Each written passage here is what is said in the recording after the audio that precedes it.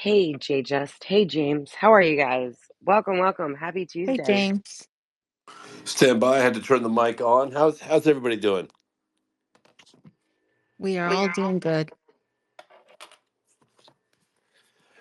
Well, that's good.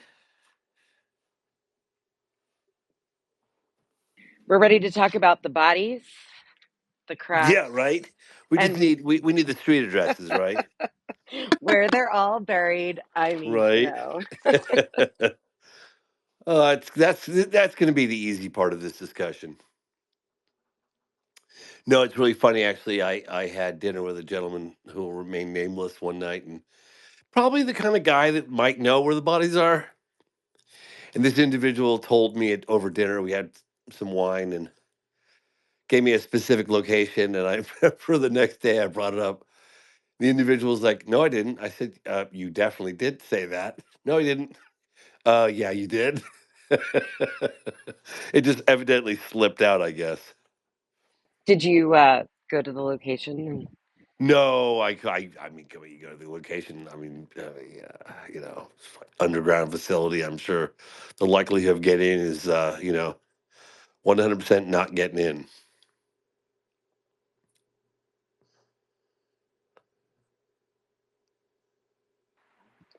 Ladies, are we just gonna let the space fill up, or do we start soon, We could talk about the weather for a little bit and then kind Okay, of ease our way into sure. UFOs. I don't know. I'm Yeah. easy. I have a quick little nothing burger, I guess. James, other than UFOs, what is your other interest? I'm just curious, what else when you're sitting around shooting the shit, what else do you like to talk about? Good question. My dad was a mainstream journalist, and he was a quadriplegic, and I sort of became at a very early age his secretary, I guess his legs essentially, his chauffeur, his nurse, his physical therapist. I'm actually looking at a photograph on my wall in my office right now of us in the late '80s with Stephen Hawking in Gonville and Keys. And my dad was a journalist, and so I got to travel around, uh, watch him, at his trade, and he would interview race car drivers, physicists. I mean, actually, the interview we got with Stephen Hawking was primarily about the software that was written to enable him to communicate with the outside world with um, with the use, because he had like movement in one thumb, I believe, and so he could type out, using this software. And my father was a quadriplegic, and so I don't know, for some reason they thought it would be cool to send my father out for PC Magazine to meet with Stephen Hawking in England. And so we got to do like really cool stuff like that. Um, Race cars that were buried back in the 30s in certain and just go and investigate this old folklore. We got to go to the Isle of Man to see the TT race, the motorcycles that race around the island at unbelievable speeds. Um, so I kind of grew up with that whole thing, and kind of getting a front row seat to my father as a journalist. And so, but it was far more like, more mainstream stuff. And so I still definitely have, I had a foot in that whole world. And then when my dad found out I was doing stuff in the paranormal UFOs, I remember him being very concerned about the direction that I was going in.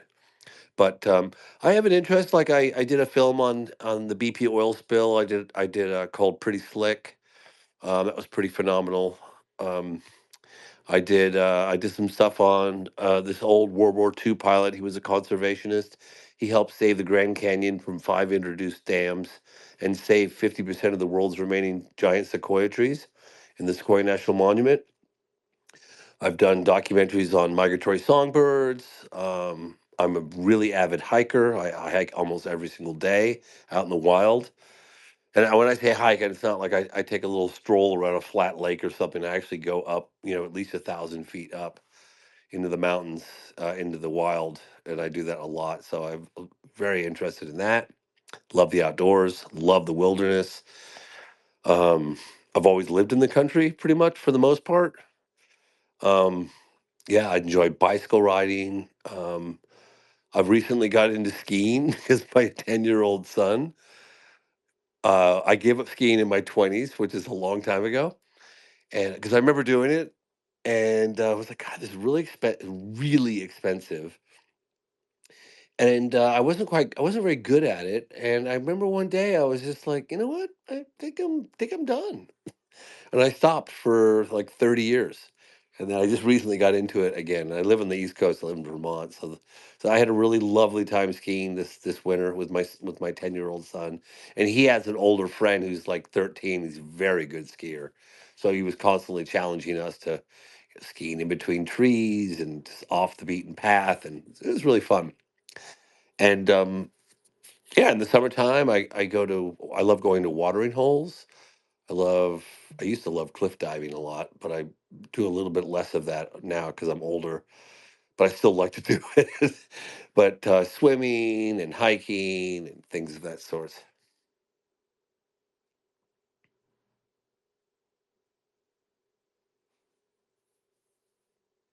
We have a lot of requests, but I don't think we're gonna let up anybody yet, right, ladies? Yeah, we're gonna wait and they'll get up. Hopefully we'll have enough time for everyone, and I think we will. So, Urs, if you want to start. Well, is James ready to start? I'm ready. Okay. Uh, I just want to say hello, James. In my native language, we say "Yat es," so welcome.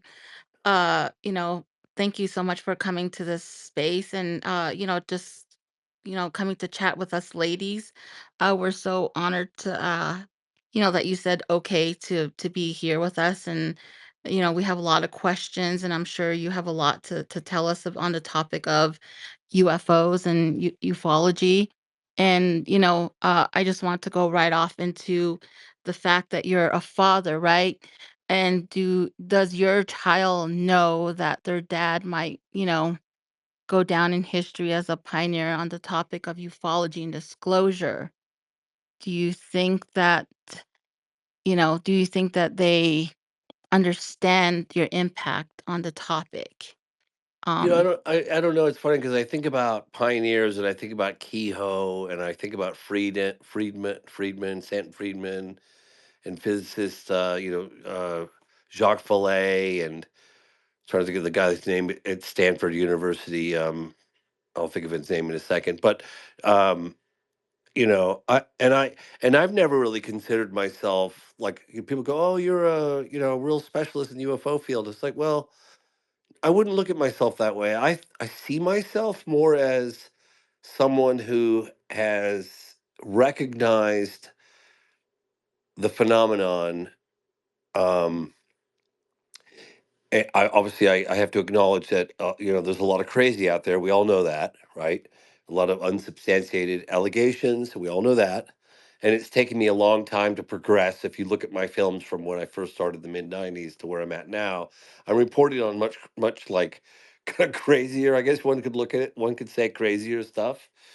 Um, and I've slowly kind of evolved, I guess, going from reporting on close encounters of the first kind, second kind, and I think it took me 4 or 5 films before I reported on close encounters of the third kind.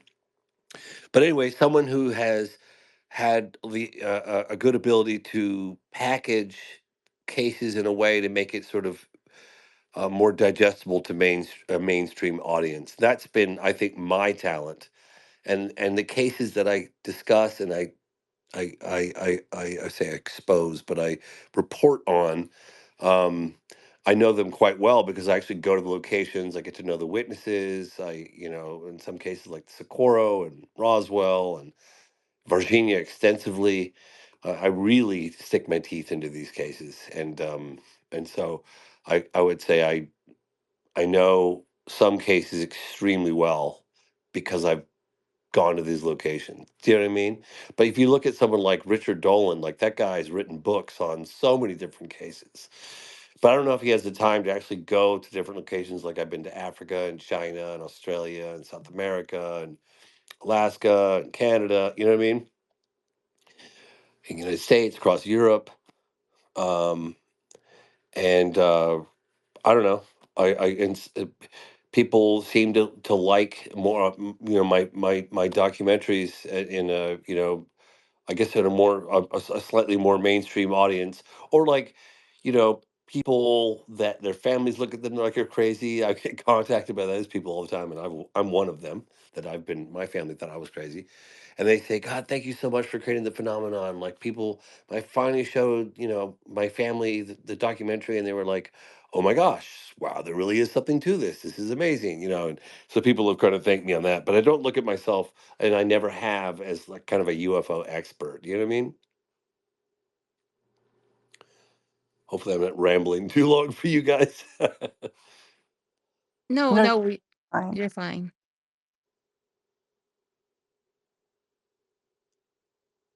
Oh, okay. No, no, you're doing great. I was gonna also ask, as a parent or parents, right? How do you explain, have you explained to your child what dad does for a living? Like you're in search of the truth, right, on this topic, and how does being a journalist on the topic of UAP affected your family? And so, you're saying like you're not a pioneer of any sorts, but I feel like you are because, like, many of us, when we watched Moment of Contact, we were so like, it was profound for me because as an experiencer, you're watching this like on like, wow, like this is happening. He's getting the answers that we all like want. Mm. A lot of us are in search of these answers for a large portion of our lives. And when I watched that, it affected me as an experiencer. So how do you explain that to your children or your family? How has this affected them? It's a great question. I remember I was sitting down not very long ago with somebody who was in the task force, and I was commenting on what it was like for me every time I get back from Brazil, and that was over a very, I mean, that was all of my 40s and into my 50s, when I investigated that case, and it's going back and forth, many, many, many times, and I had people like Marco Leal and such that I worked with that I don't live in Virginia, but around the area, and every time I'd come home from Brazil, and I was commenting on this at this dinner the other night. I found it really difficult to share my experiences with you know friends, and like I'd be at a soccer game, or I don't know, some kind of school event, and there's other parents, and it's like, oh, James, I heard you got back from Brazil. It's amazing. I love Brazil and love their coffee, and they make these amazing juices everywhere, and beautiful scenery, and I've been to Rio, and I'm sitting there thinking, I think a UFO crashed and live aliens were captured. And I feel like I can't really talk about it because people look at me like I need to up the dosage of the medication that I'm not even on, right? And I don't really talk about it a lot with my family at home, just a little bit. My son is like, he'll come in the edit room with me. He likes looking at the trailers, and he told me that all of his friends at school thought it was really cool that the father investigated UFOs. Because I was thinking like maybe he'd be embarrassed, but he wasn't. He's like, no, everybody thinks it's really cool. And some people talk to me a little bit about it, but for the most part, I feel like kind of quietly doing my own thing. People are.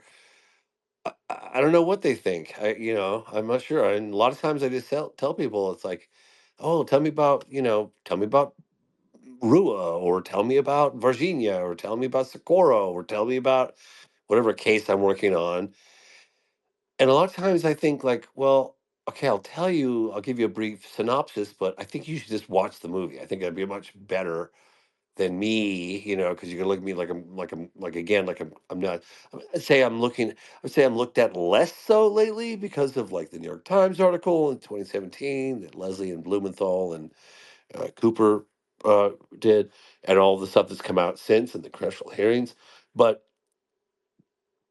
um, yeah, I don't know if that answered your question, but I would say that, and maybe it's a good thing. I don't know. I, every person that I've been with has complained that all I really care about are my documentaries, But I'm fixated because for me, I do what I do because I've been in the field enough and I've talked to enough witnesses where I'm like, wow, this is really happening. Like this is real. This is so significant. It's a very difficult story to turn your back on. It's like you know, I um I mean I did it. I mean, I was painting houses and parking cars so I could afford to do my documentaries and continue. And it's like a personal investigation for me. I mean, I'm super curious by nature. And so I was I had jobs until I was 50, like just so I could afford to live and continue doing what I'm doing. Like I remember when I sold I Know What I Saw, I was 39 and it was ended up being a 2-hour special for the History Channel. And even though I sold it for a lot of money, which I considered a lot of money at the time, I really looked at the amount of hours that I put into it and how much money I'd borrowed to make it. And I was like, shit, I would have made a lot more flipping burgers over the several years. So it's like I would do it for free. And the only reason why, quite honestly, that I want to like make money on it now is because the more I can reinvest into making things happen, doing events. Like I did an event in the National Press Club, traveling places, producing really professional films. Like I like to hire really good cameramen and really good audio folks, and I want to have the best narrator, and I want it to I I really feel like the phenomenon deserves like high top level reporting, and it takes money to do, hiring the right talent and putting all these things together. But quite honestly, like, I remember, yeah, no, I try not to look at comments online. George Knapp told me not to do it like several years ago, but people are like, oh, accusing me of being a grifter, and I was like, yeah, you guys have no idea like what I've been through to get to where wherever it is that I consider to be now. But it's been a really, really, really difficult 30 plus years, and the first 25 years were quite brutal, quite brutal. Well, thank you. Thank you for sharing that. It sounds like it's been a journey to get to where you are right now, but you're such a this like kind of like larger than life. You have this larger than life persona on the topic now. Does that ever weigh heavily in your search for the answers on disclosure? Yeah, because it's getting more difficult because the claims now are so like we're getting to the point where we're talking about crash retrieval, right? So the stakes are really high. It's one thing when you got someone talking about an unidentified object up in the sky or perhaps making a landing. You got reports of close encounters of the third kind. I mean, let's face it, like you're making an extraordinary claim. Or you're reporting on extraordinary claims. And there's just I'd have to say for the most part within the civilian community, there's a, a, a, a shortage of very compelling, data or evidence. I mean, I would say case in point, I would say Rua, Zimbabwe. I mean, when I heard about that alleged landing case that happened at the school at Ariel School. I heard about that case in the late '90s. It happened in 1994, and I was just naive enough at the time. I was making a documentary called "50 Years of Denial," which came out I think in like '98, maybe '90 and '97, '98. I sold it to Discovery Channel. It was my first documentary, and I don't know, a couple years into production. I knew this woman, Janet Yang, and she knew Spielberg, and I was thinking to myself, well, I don't know. I was like thinking I never even dawned on me that he would say no. I was like, of course he's going to give me an interview. I'm doing a documentary on UFOs. He's into UFOs, a lot of his content, movies, and of course he said no. And this woman said, well, he does want you to know about. He's not going to do the interview, but because you're doing a documentary on UFOs, he thinks you should look into this landing case that happened in Rua, Zimbabwe, at Ariel School in 1994. There are a bunch of school students, whatever.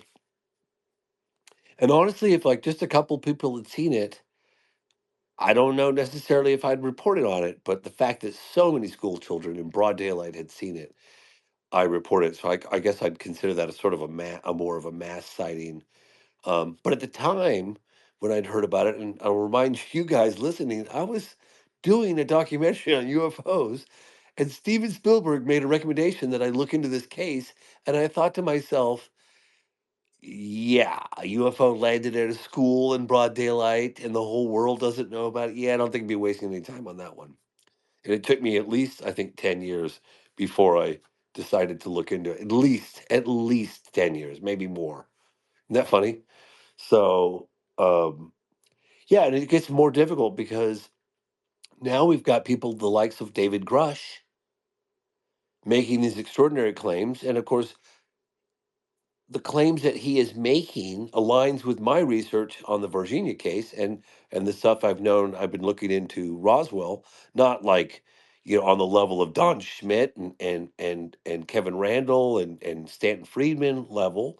But I mean, I've been there a bunch of times. I went there in 1997. I met with a bunch of people that were there at the time and witnesses. I was friends with Marcel Jr., who's the son of Jesse Marcel, one of the first people at the debris field, and I was pretty convinced that that case had happened, as they initially reported it having happened.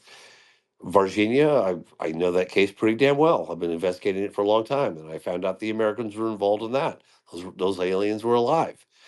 And so when David Grush testified under oath to a bipartisan group of lawmakers, I was like, holy shit, this totally aligns with my research. This makes sense. And I didn't just believe it because he was doing it. I believed it because it aligned with my research. But you have these extraordinary claims being made that we have spaceships and we have bodies and stuff, and we don't really have extraordinary evidence. I'd say we have a we have a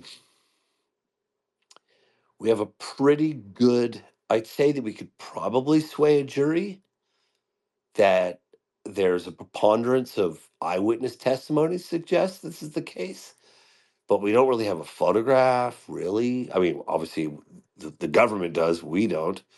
Do you know what I mean? Like, so and then, you get like, Jason Sands. Jason Sands allegedly had an encounter at Nellis Test Range back in 1994.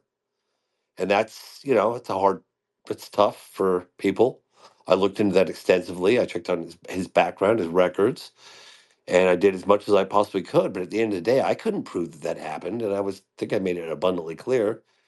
But then, like, after the movie came out, he started to make, other claims that I thought were even more just unbelievable. And there was zero evidence because I could talk about other close encounters of the third kind, but some of the claims that he's now making, I'm like, okay, you've this is a bridge too far. I don't know if this is engineered memory that's designed to kind of discredit him or what, but definitely, yeah. So yeah. So we're in this very difficult, complex, and uncharted territory, as far as I'm concerned, with reporting on the phenomenon. Thank you for sharing that. On the, just when you said the phenomenon, have you ever experienced anything? Are you an experiencer? I mean, have you ever, maybe have you seen a UAP or, any of that with all your experiences? I mean, when you're doing documentaries, have you ever had the hitchhiker effect? That's funny, actually, because I was talking to, I think it was maybe it was indirectly, the gentleman, Brandon Fugel, I think it's Fugel, who's got the ranch. And I was invited to go out there, and I thought, I don't know, man. I got a 10-year-old son. I don't know if I want to bring the phenomenon back to my house, you know.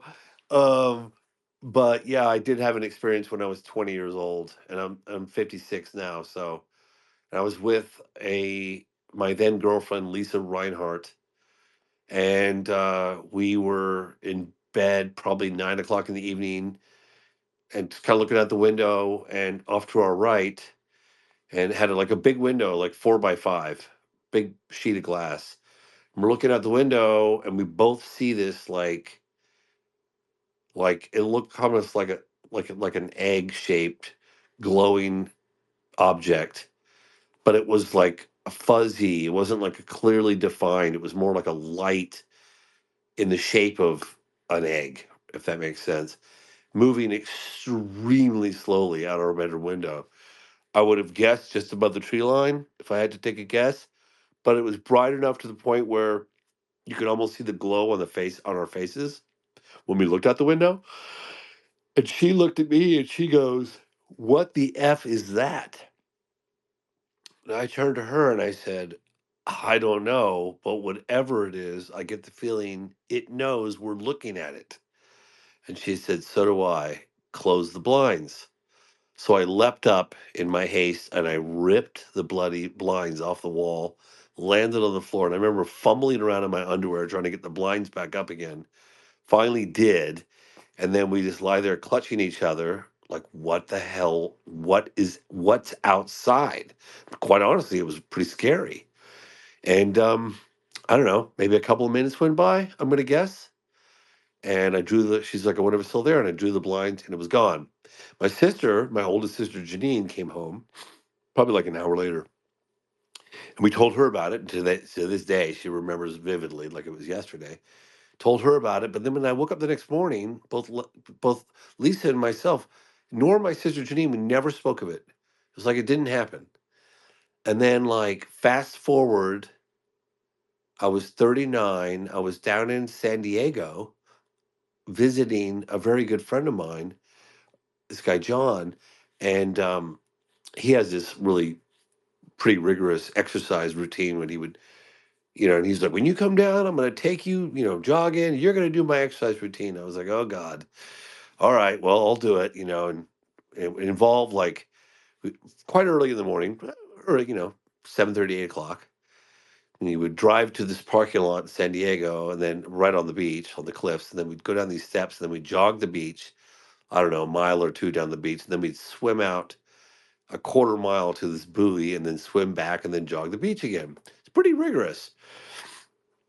We jogged the beach, we swam out, and we swam back to the beach, and we're supposed to go left back to the car. And I was like, John, I really feel like going right. And I've never been there before, and what the hell do I know? And he's like, "There's nothing to the right. It's just a huge vacant, like there's no uninhabited, like there's nothing down there. There's no stores, there's no rest, there's nothing." And he goes, "The car's back here. Let's go get some breakfast." And I was like, "No, I really want to go to the right." And we argued for a moment. And I said, "Well, I'm going to the right." So reluctantly, John came with me, and off we went to the right. And I see, like, within 10 minutes, we see three little figures on the beach. Just that was it. There was nobody else on this beach. And as we got closer, I looked, and it was Lisa Reinhardt and her husband and her daughter, who was probably 7 or 8 at the time. And I was like, "Oh my God." I was like, "Lisa? Like, what are you doing?" Neither one of us lived in the area. And she's like, "James," and start talking. And it's like, "Hey, Lisa, do you remember that UFO that we saw?" She's like, "Damn right I do." And I was like, "What do you remember?" I didn't want to say anything because I wanted to hear it. I wanted to see if she remembered it the way I did. And she did. She remembered exactly like I did. And we chatted and talked about it. And that was that. But it was interesting to me. It was like, why wouldn't I have woken up the next morning and told my father and my friends? Like, it's really weird, right? Like, you have this experience and then you don't even talk about it, at all? Like it didn't happen. So to answer your question, yes. Thank you. Thank you. Wow. I never, I didn't know that you had, you were an experiencer. I think that the ladies have their questions as well. I don't know who's going next. Yeah, sure. Go ahead, JJust. Okay, so thanks, James, for being with us. I have like a few questions and about the program. Um, and I really loved the scene. I saw the movie. I saw the documentary. I loved the scene where you got to ask Bill Nelson a question about his plan, what the plan was for disclosure. So my question is, knowing what you know now, do you believe him when he told you that NASA's study team did not find any evidence that UAP have an extraterrestrial origin? Um, After all the years that, they've obviously studied this and had, you know, do you believe that what he said to you when he answered you that? You remember when he said, "You bet your boots" to me? Do you Yeah. remember that part? You bet your boots, because he kept not answering my question. And no, I absolutely do not believe that. Well, not for 1 second. I mean, the guy had "I'm lying to you" written all over his face. And it's interesting actually because, you know, you get figures like Bill Nelson, former head of NASA. I don't know who's the head of NASA now, but you get these people, and if you listen to some of the stuff he said, and I believe it was just prior to hitting NASA, or maybe he was just head of, I don't remember. I'm sorry, I have to get the dates right. But he clearly, as a senator, had talked to some of the pilots, having these experiences like David Fravor and Dimitrik, and the whole Nimitz case, and he was making some rather profound statements. I was rather impressed with his, uh, with just how open he was about the phenomenon and acknowledging that there was something going on. Excuse me, and so I was kind of excited to meet with him and to listen to the results of the year-long NASA study. I mean, and I got Brian Bender to thank for getting us into that NASA press conference. So that was great. And but I was profoundly and deeply disturbed by the way they treated the whole thing. I mean, on the one hand, they're saying, you know, there's no, well, we don't, like, the phenomenon's real. We don't know what it is.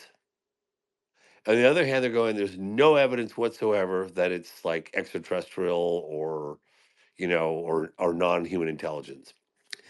And I'm thinking to myself, like, okay, so there's no evidence that it isn't either. And I could make a very strong argument to that. And so uh, I was very frustrated with his answer. I was very frustrated with his stance on David Grush and the claims, because David Grush had just testified to a bipartisan group of lawmakers under oath, high level intelligence guy, just testified when the NASA investigation was going on, that the US government had definitive proof that we're not alone. In the midst of an investigation from NASA, I think a far more appropriate answer would have been for Bill Nelson to acknowledge the phenomenon was real and, just say, hey, we take these accusations very seriously. We're in the process of, chasing this down and following any leads. But instead, he starts talking about David Grush's buddy of his finds a box in a warehouse and just all these shenanigans. It was just like It's really embarrassing. I remember thinking to myself at the time, I was so frustrated. I was like, I'm going to let this simmer, and I'm going to get my revenge in the edit room, which I ultimately did, I think, by juxtaposing reality to what he was saying at the press conference. So yes, I was deeply disappointed with those statements. Right. And you spoke about your progression in your films, and I felt the program was a little different from your signature style and from your other documentaries, like I Know What I Saw and Phenomena and Moment of Contact. My question is, what was the inspiration to make the program? Were you perhaps contacted by anyone to encourage you to do it? Was like, how was the idea seeded in the first place? Well, because it's been a natural progression for me. I've been, I did the phenomenon, right, which took me 8 years. I started when I was 43, concept to completion, finished it when I was 52, and naturally, and I had gotten, thank you, George Knapp.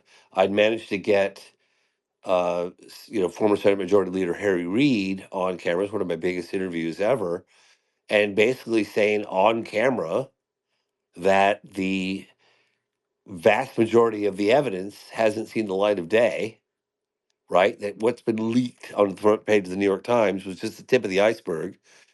I mean, that's wow, holy shit. I mean, I've always kind of suspected that, but to get that level of confirmation from that individual, I mean, Harry Reid, love him or hate him, is a household name. I mean, that's wow, former Senate Majority Leader. It's like a big deal. So, and then I take a pause because I think I should, naturally, a lot of people were like, you need to do a follow up documentary to the phenomenon immediately, but I didn't. I went to a crash retrieval case, Virginia, because I intended to have that segment, that case in the film, but I just couldn't squeeze it in. I just couldn't do it. There's too much to it. It was a lot of very complex case, and I couldn't squeeze it into a 15-minute. I just couldn't do it. So I took my sights off a sequel to the phenomenon and went and did Moment of Contact, which is the crash retrieval case. But and then I found out after 12 years because I mean I suspected the fact that the Americans might have been involved, but this guy Marco, who was a flight control officer, I'm struggling to remember his last name, but he came forward on my not the last trip I did, but the previous one. He came forward publicly that he was the flight control officer, the guy that manages all the radar, all the incoming flights to a particular area of Brazil, and you have to have like authorization from the Brazilian government. And then a USAF, United States Air Force plane came in without authorization to land, without authorization from the Brazilian government. And then a high level military officer, when he was about to deny this plane to land, stepped in and said, let the plane land. So I was like, holy shit. The United States Air Force came into exactly the location where all the people that I've talked to said that's where the debris went, the bodies. And so honestly, this was all before any of the congressional hearings all had happened. And I wanted to go to DC and find if I can get the American link, like if I can find anyone on the American side to validate, authenticate, validate, like, yeah, we were involved, or yeah, we know about this. Little did I know that I don't know how many months it was after the film was released. The film was released in late 2022. So then, like in July of 2023, you've got David Grush talking about a crash retrieval program. Well, that's like, he just opened the door for me to basically go to DC, which I would have done anyway for the program. But he opened the door for me and made it a lot easier because if I'd just gone to DC prior to David Grush and Lou Elizondo, who testified in 2024, if I had gone to DC and started talking about crash retrieval and live aliens, people probably would have just like barred me from, ever getting any interviews ever again with any elected officials in DC. That's kind of what I think, right? So he kind of opened the door for me. So that was the natural. And if you look at the phenomenon and you go to Moment of Contact, the program is kind of a natural progression. It's just me basically going, is there a crash retrieval program? If so, where is it? Give me some, the specifics. And it's just a kind of ongoing, you know, personal journey that I'm on. I just happen to share my journey with the general public by making these documentaries. That's it. And I know a lot of people in the hardcore UFO enthusiasts are feeling like, oh, it hasn't gone far enough. We didn't learn anything new. It's like, well, first of all, I'm kind of shocked that you didn't learn anything new because I did. But hey, that's fair enough. But I'm I'm trying to address if true, a pretty significant story right now, and I'm trying to do it in a way that's going to be get some traction in the mainstream media, and it's not easy because some extraordinary claims were made, and we don't have that definitive piece of proof yet. But I'm not stopping. I'm gonna keep working on it. So, you got to speak with Hal Puthoff. What was it like working with him, and how did you finally get him to sit down and interview him? I showed up at his house in Texas, and I'd driven straight through from DC, and I got there, and he was like, 15 minutes ago, I was thinking I was probably not going to meet with you, or I was going to meet with you, but not go on camera. I was like, oh my gosh. And, but he goes, you know what? I'm doing this for my grandchildren. I'm putting my neck out. And, you meet people like, I would say Grush. I'm sorry. You meet people like Hal with like kind of everything to lose and nothing really to gain. Uh, it's, he communicates a lot just with his eyes. You can just look at him and know. You ask him certain questions. He's like, "Yeah, I can't comment on that." You could just look in his eyes and just see what the real answer is. And I remember, like, I don't know, maybe it was like I stay in touch with people like Hal, because I always tell people like, "Look, I'm going to put this film together. I'll make sure that everything's accurate, and I'll send you clips, and we can go over it together." And which I did with him.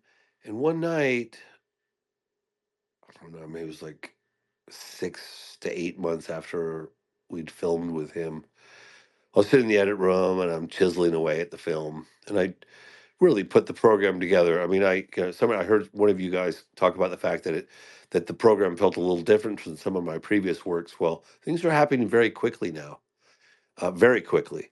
And, I don't have the luxury of spending several years on making a doc because the content will become more stale.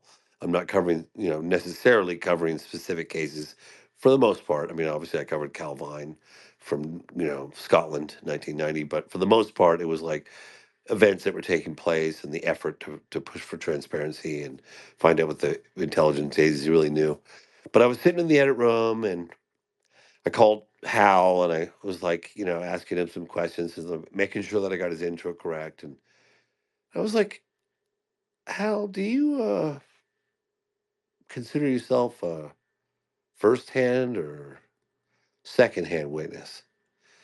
I remember my sister kind of like hits me on the knee because I had it on the speaker. She hits me on the knee like, "What are you doing? Why'd you just ask him that?"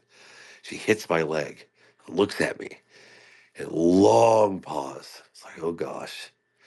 And he's like, "Yeah, firsthand." Oh wow. Okay.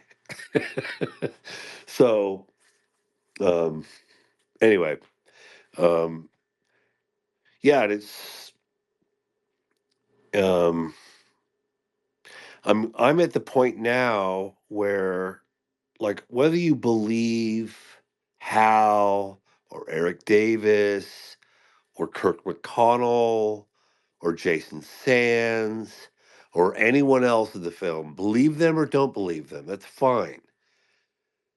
The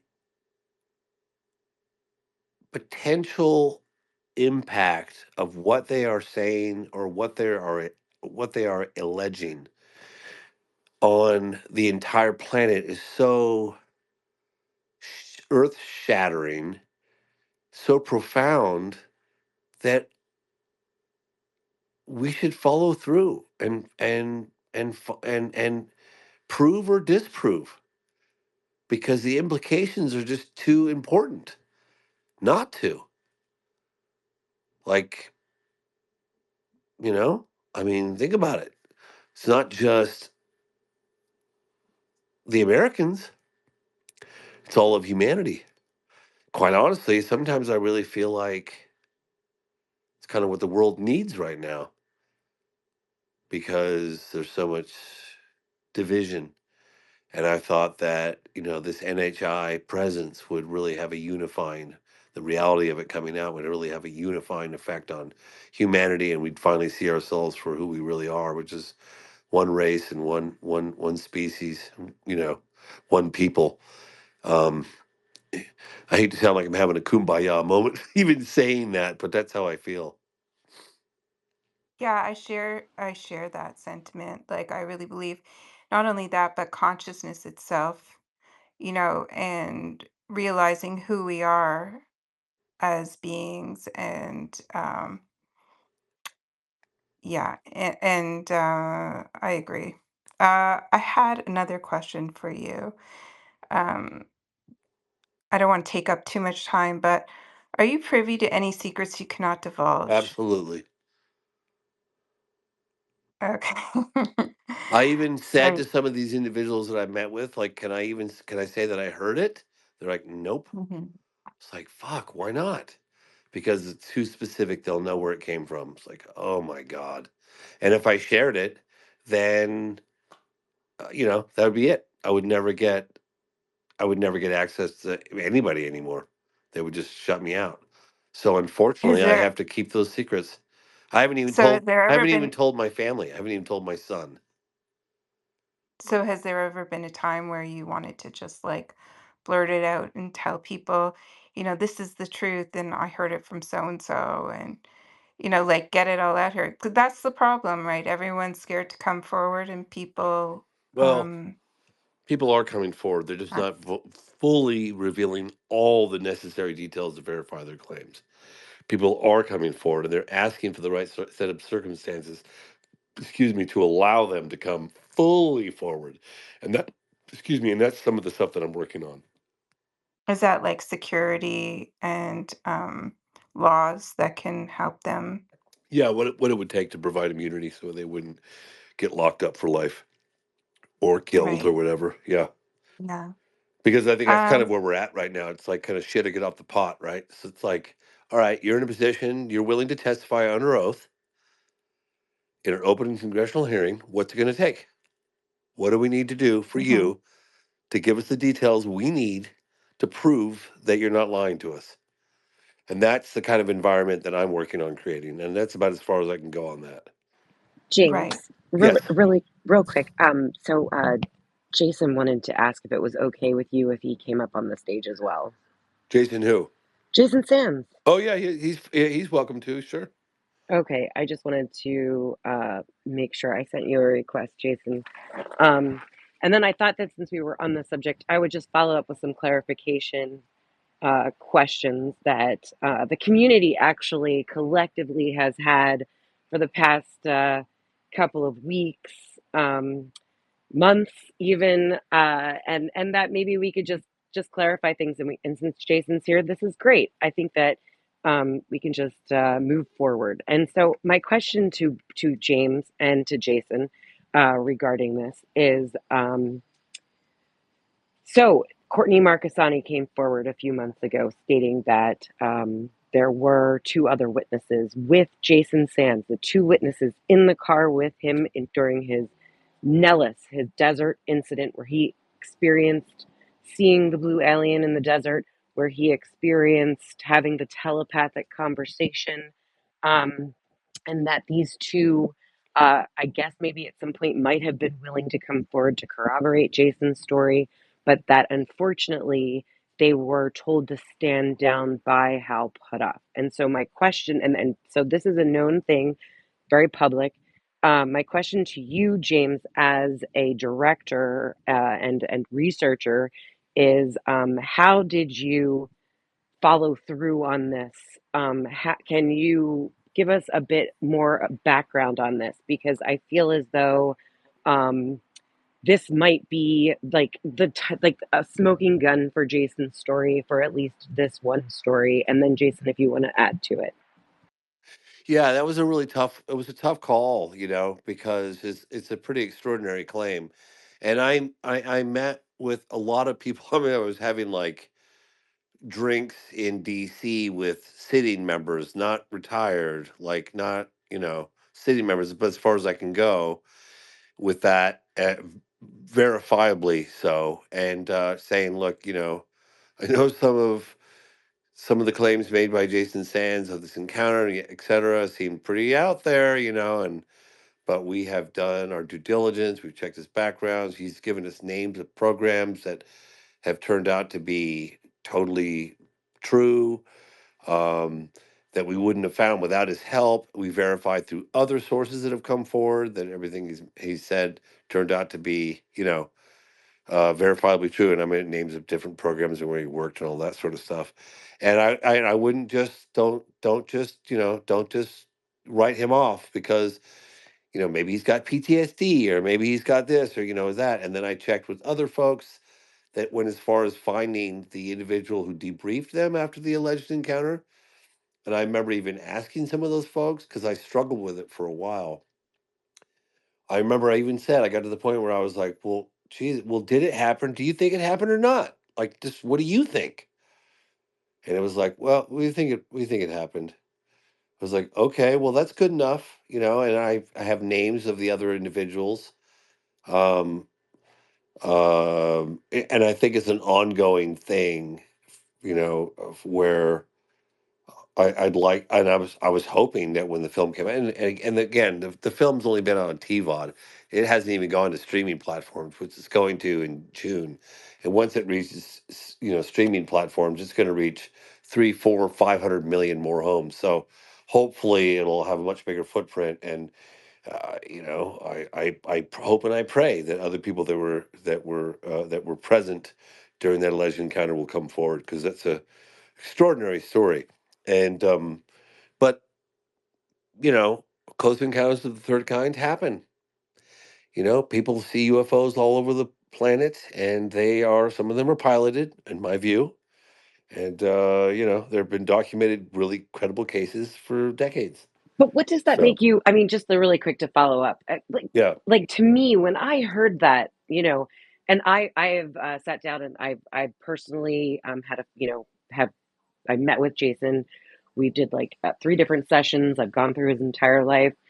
Um, Maybe I don't know everything, but when I heard about this with Hal Puthoff, it resonated with me because it was like, well, does he not want these guys to come forward because,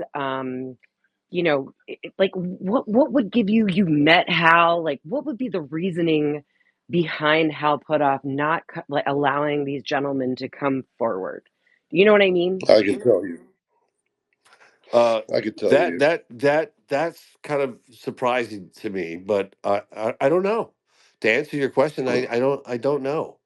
And but you know I'm sure there are people out there that would prefer that Jason Sands didn't come forward, but he did.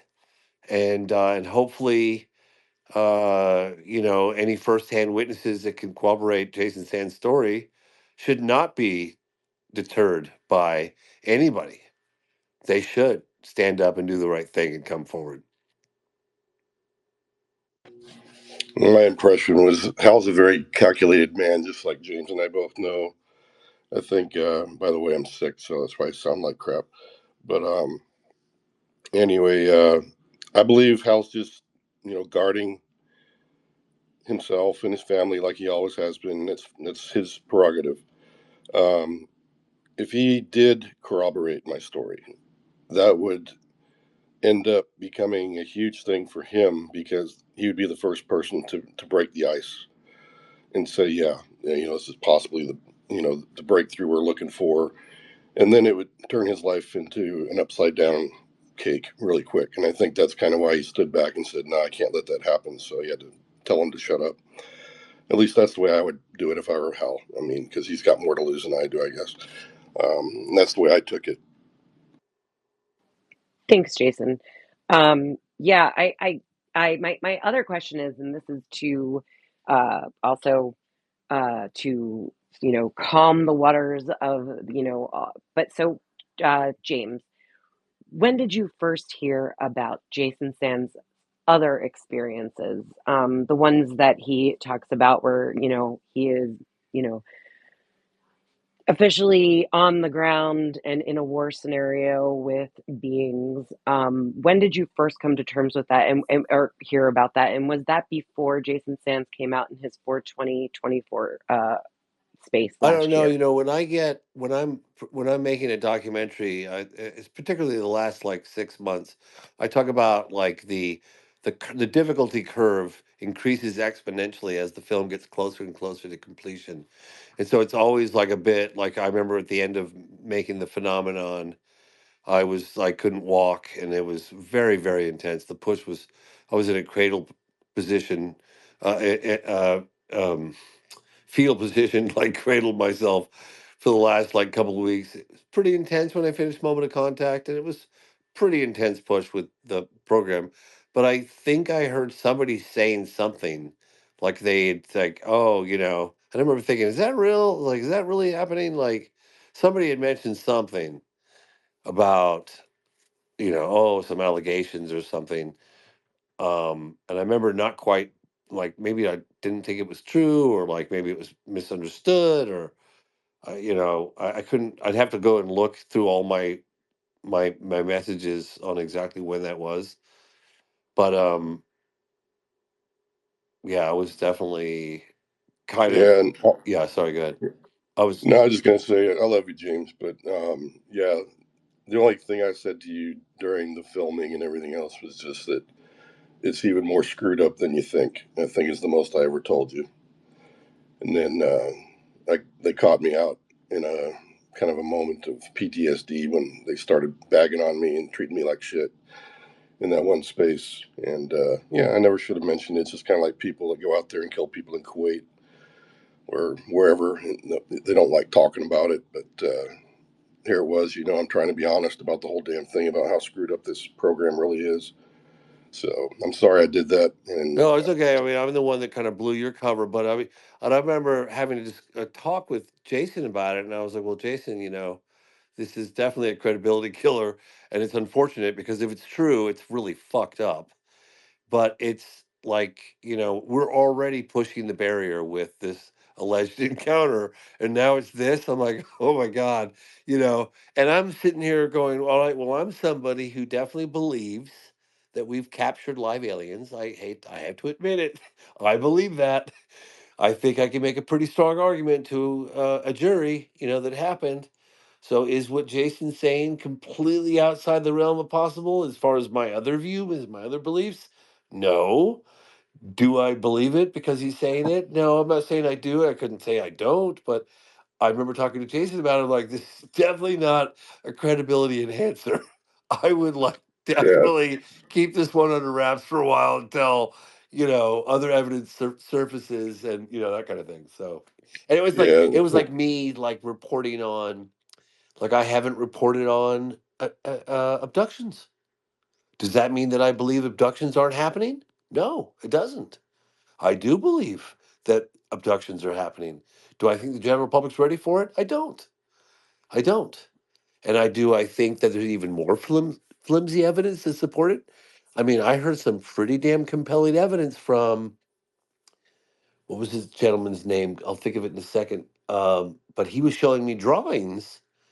Bud Hopkins was showing me drawings when I was in my late 30s of patients or witnesses, whatever you want to call them. I'm sorry, I'm not sure what the official terminology would be. And they were all asked when they were under hypnosis to draw what they could see on the craft or wherever the hell they were. And they were drawing these symbols that were on a wall by the operating table or whatever on this, wherever they were. And I swear to God, I was looking at them going, oh my Lord, I can't believe how similar these symbols are on this alleged wall. And these are people that don't know each other from different countries all around the world. And Bud Hopkins was all excited when he was showing me this stuff. And I was like, that is really compelling. Really compelling evidence. Am I ready to report on alleged abductions? No, I'm not. Do I feel like the general public is ready? No, I don't think they do. I don't think they are. Just getting them to acknowledge the phenomenon is real that there are structured craft of unknown origin that upon, intensive, exhaustive investigation through the process of elimination, the only thing left is sort of, I guess one would say, non-human intelligence. It's not the Russians, it's not the Chinese, it's not India, it's not America, right? That's a big step. I think we might have gotten close to that. Then they're being piloted. Now we have crash retrieval stuff. Then we're going to go even further and start talking about abductions. I don't know if the general public's ready. I don't think we've gotten to that phase yet. Now we've got Jason Sands making these incredible allegations. And I said to Jason, I was like, even if it's true, I don't think people are ready. And I don't think it helps the cause. We're where we are right now. And I got so criticized and I didn't even want to come across as like I'm censoring Jason, because he's a grown man who served our country. He should say what he wants to say. My advice to him was, people aren't ready. Maybe people in the inner core UAP group that have investigated this or their experiencers are ready, but the general public, encouraging people to have the congressional hearings and all things, I don't think are ready, and I think it's a credibility killer. So that's kind of my position on it. And I'm not like criticizing Jason Sands. I'm not calling him a liar. I'm not doing any of those things. That was just my position. Thank you, James. And thank you, Jason. Yeah, I wanted to just clear that up because there's been a lot of confusion regarding that, and we can't prove anyone's experiences We yet. certainly can't. We certainly can. And But and I'm not calling yeah, Jason a liar. I'm not yeah, doing that. And I'm not and trying to censor him. I yes, was and just giving him advice for someone who's been ridiculed for 30 years, you know, and I understand how the mainstream media looks at this, and I'm already pushing the envelope big time that we might want to just like pace ourselves. thank you. I appreciate that. I really do. I wanted to say we are running, and I would like to start to, if it's okay with you guys, bring some people up from the audience. We're going to do two at a time, and see if we can get some questions going, if that's okay. And then that way, we will. Totally fine. I've got about 20 minutes. Yes, great. Thanks, James. Okay, wow. So I Okay. I brought No up problem. Secret Agent first, and then Desmo. Oh, Jesus, you caught me off guard. Can you go to Desmo first? Let me get the kids to bed, and I'll be right back around. Thanks, James and Jay, for your time Oh, no tonight. problem. No, Thanks, no guys. problem at all. Go ahead, Desmo.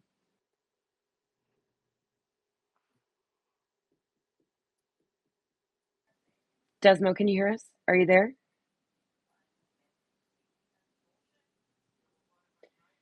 No worries. We'll go to UFO intros. Yeah, thanks, guys. So I appreciate Sarah asking that question. She's done so much great work on this story. So I just wanted to, when I guess so, Jason, or sorry, James, you heard some things and you reached out to Jason and mentioned like, look, the public probably isn't ready for this, whether it's true or not, and this is a credibility killer. Can you or Jason, for that matter, specify like exactly around when that happened? I remember getting like it was a very alarming it was a very alarming message from Signal, from somebody within the community, within the UAP community, that was like either part of the task force or like loosely connected, but it was like it was like, and it was like, oh shit, kind of like some claims are being made, or Jason's, maybe he's had a couple too many drinks or something.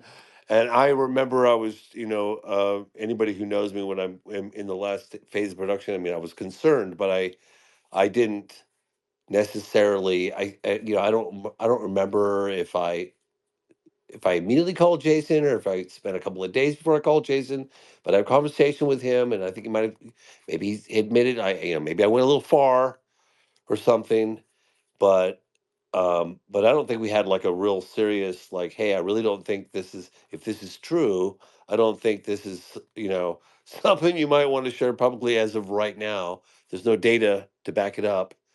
And I think we had that conversation. But I told him, I was like, "You're a grown man, and this is my advice to you. But who am I? I didn't serve. I didn't have the experience. I wasn't part of the program. I wasn't read in. I didn't serve at Area 51. I didn't do any of that. So you're a grown man, and you do what you need to do." But we had that conversation, and I told him what I felt. It was December when it happened, and it wasn't anything to do with you. When you have PTSD and you get triggered, um, there's kind of a party that gets angry with motherfuckers that keep screwing with you and get rude like they were that one night. And if they'd been standing in front of me, I think I would have done something to them that they wouldn't have appreciated. Let me put it that way. Right.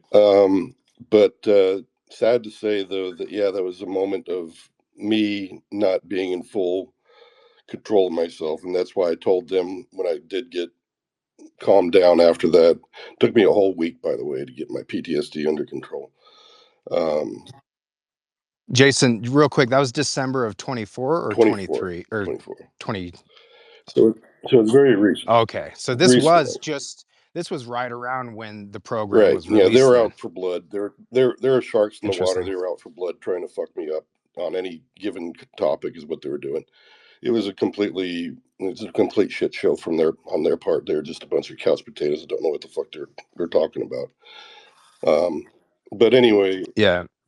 And this is I'm just go saying ahead. that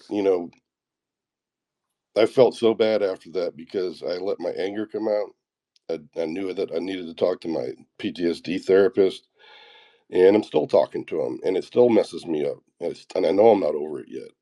So I'm not ready to even to talk about it anymore. I'm sad that people keep on wanting to hound me about it, but I would rather them just focus on what Jake Barber's doing. He's already stated a number of different times how fucked up the retrievals are.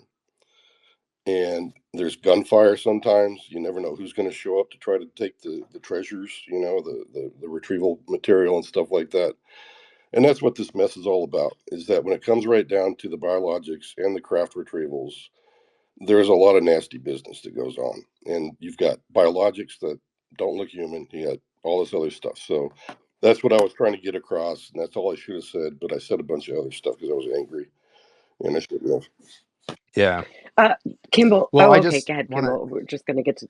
real quick, I think between Jason, you, James, and people like Courtney Marcassani, like you guys are really pushing the ball forward on a topic that has been, we all know, stigmatized and controversial for decades. So I'm people are gonna pick at the minutia and try and, find anything they can to blow it up and make people look a certain way. So that's not my intention at all. I just people I'm still not clear, I guess, when James heard about some of the more controversial parts of your story. I know Courtney, she told me she heard early early 2024, like January, February, before the April space that we did with secret agent Harambe here. So I'm just trying to I clear think it that was up like is all. mid-December is when it actually happened, and then James caught wind of it pretty soon after that. So it was like only a day or so.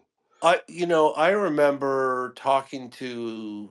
God, I wish I could say more specifics because I remember saying, "Well, can I say this?" And no, don't do that. Then they'll know who I am. I'm like, "Can I say that?" No, don't say that. It's like, but I was remembering people that were in an official capacity investigating for the House Select Committee on Intelligence on the UFO phenomenon, particularly the crash retrieval, and people that were involved in the program.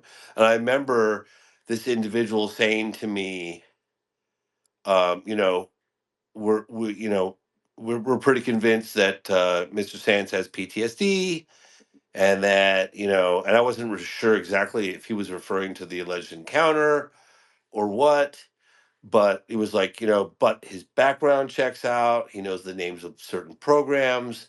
In fact, he even said to me, I got in trouble just for mentioning the name of the specific program, that for even asking about it, some waived unacknowledged special access program that Mr. Sands knew the exact name of. And this individual told me I got in trouble for even asking about it because it did exist and he knew it existed. And then several other people that were directly involved with the program had completely verified it. So like they're like, whatever Jason Sands, like whatever has happened, that guy's legit in the sense that he is who he says he is. He was involved with what he says he was. And I remember going, okay, so like early on, I'd heard that there was some controversy swirling around Mr. Sands, but that then of course, I got all of his background. I got all of his background records and all the pictures of him in the military. So I made a calculated decision, knowing that the guy had PTSD, and I'd met him, and I believed him. But then when some of the more some of the more like unverifiable stuff started to kind of leak out, I was like, oh god, Yeah. you know. But people don't realize is that. I remember when I did a film called I Know What I Saw, and there was a guy, he was a general named Parviz Jafari, and we had the film all packaged up, and we passed QC, and everything was great. We were just getting what's called E&O insurance, which is air and emissions insurance, and at the last minute, this individual like wanted some ridiculous amount of money, like after they already participated in the film and all this stuff. It's like, oh well, you know. I remember one of my uh, executive producers was like, we'll just take him out of the movie. I was like, you don't understand, like for us to take, first of all, you have to get in the queue for to get a film release. Like it takes, because people always complain like, why isn't your film out? It's done. It's not out. Like Dan Farah with the Age of Disclosure, he hasn't found a distributor yet. When he does find a distributor, it's going to take him at the very least. You got to get in the queue and get 3 months preparation, and all that stuff takes time. And but I remember this general, wanting some ridiculous amount of money at the last minute. It was really unfair and unfortunate. But I said there, and the executive producer was like, "Oh yeah, just take him out and we'll just release the film." I was like, "No, no, it's not that easy." And and I was struggling a little bit with Jason Sands, because I there was already controversy swirling around before the film came out, but I felt strongly that his military records spoke for themselves. The people that I'd met verified his background and stuff like that. And if there's any other controversy, I still believed more likely than not that the encounter occurred, and I opted to leave him in, and I knew that I was going to get criticized, and I knew he would get criticized. So it's like I said earlier, it's a really tough, it's a tough call. I mean, you got Jake Barber right now, and his credentials all check out, and he's making claims that he's communicating telepathically out in the wild with UFOs and summoning them in. I mean, the general public hears that. I've heard that before, but the general public hears that and we're like, "That sounds nuts. I don't believe in any of this. This is ridiculous." You know what I mean? Like, it's a really tough. We're in a tough place right now. We're in a tough place right now. Totally. I want to, just because we only have you, I'm hoping you'll give us more than the 13 minutes that we have left, James, because we do have other people with some questions, and I'd love All right, to just like, I'm gonna give two word responses. I'm kidding. no, I just would like to like if like I would love to just be let's get them through it. So it's Desmo and then secret agent, and then guys just one question each, and then we'll pull up some more people after you. Hey, James. What I've got a lot of questions for you, but since I only got one, I would say, based on your conversations that you've had with all the people that you've been involved with in the phenomenon or this program or with this topic, how do you feel about the narrative regarding the phenomenon being some kind of threat to humanity or existence or some kind of existential threat that requires the level of secrecy that it's being held to? Do you have a position on that? Do you think it's legitimate? I don't. I think the threat narrative has been used primarily to get the attention of Congress. And look, I'm sure there's people out there that would totally, disagree with me. But I've interviewed enough witnesses, firsthand witnesses around the world, that said that they didn't feel any hostility whatsoever. Now, obviously, people that claim to be abducted would see it differently. But generally speaking, from all the witnesses around the world for the last 30 plus years, I feel like if they were here to destroy us, that would have been done a long time ago. Thank you. Next is Agent. Go ahead, Secret Agent. Thank you again, James, for your time. And hopefully, if Jay is better this weekend, we're planning maybe an anniversary space, and hopefully you can stop by as well, James. But on a recent podcast, you had mentioned attending a SCIF meeting. I know Jay had had previous meetings as well with Arrow and Inside of SCIF. I was wondering if that meeting may have been regarding Jay or maybe even the smelly demon from Virginia. And based on your interactions with Arrow thus far, what is your impression of that organization? So the impression I got was they fully know, fully, unequivocally, no questions, know that we're dealing with NHI, a certain percentage, and their hands are tied. I remember John Kosklowski said to me, "I can't part my hair without approval from the DoD," and you can quote me on that.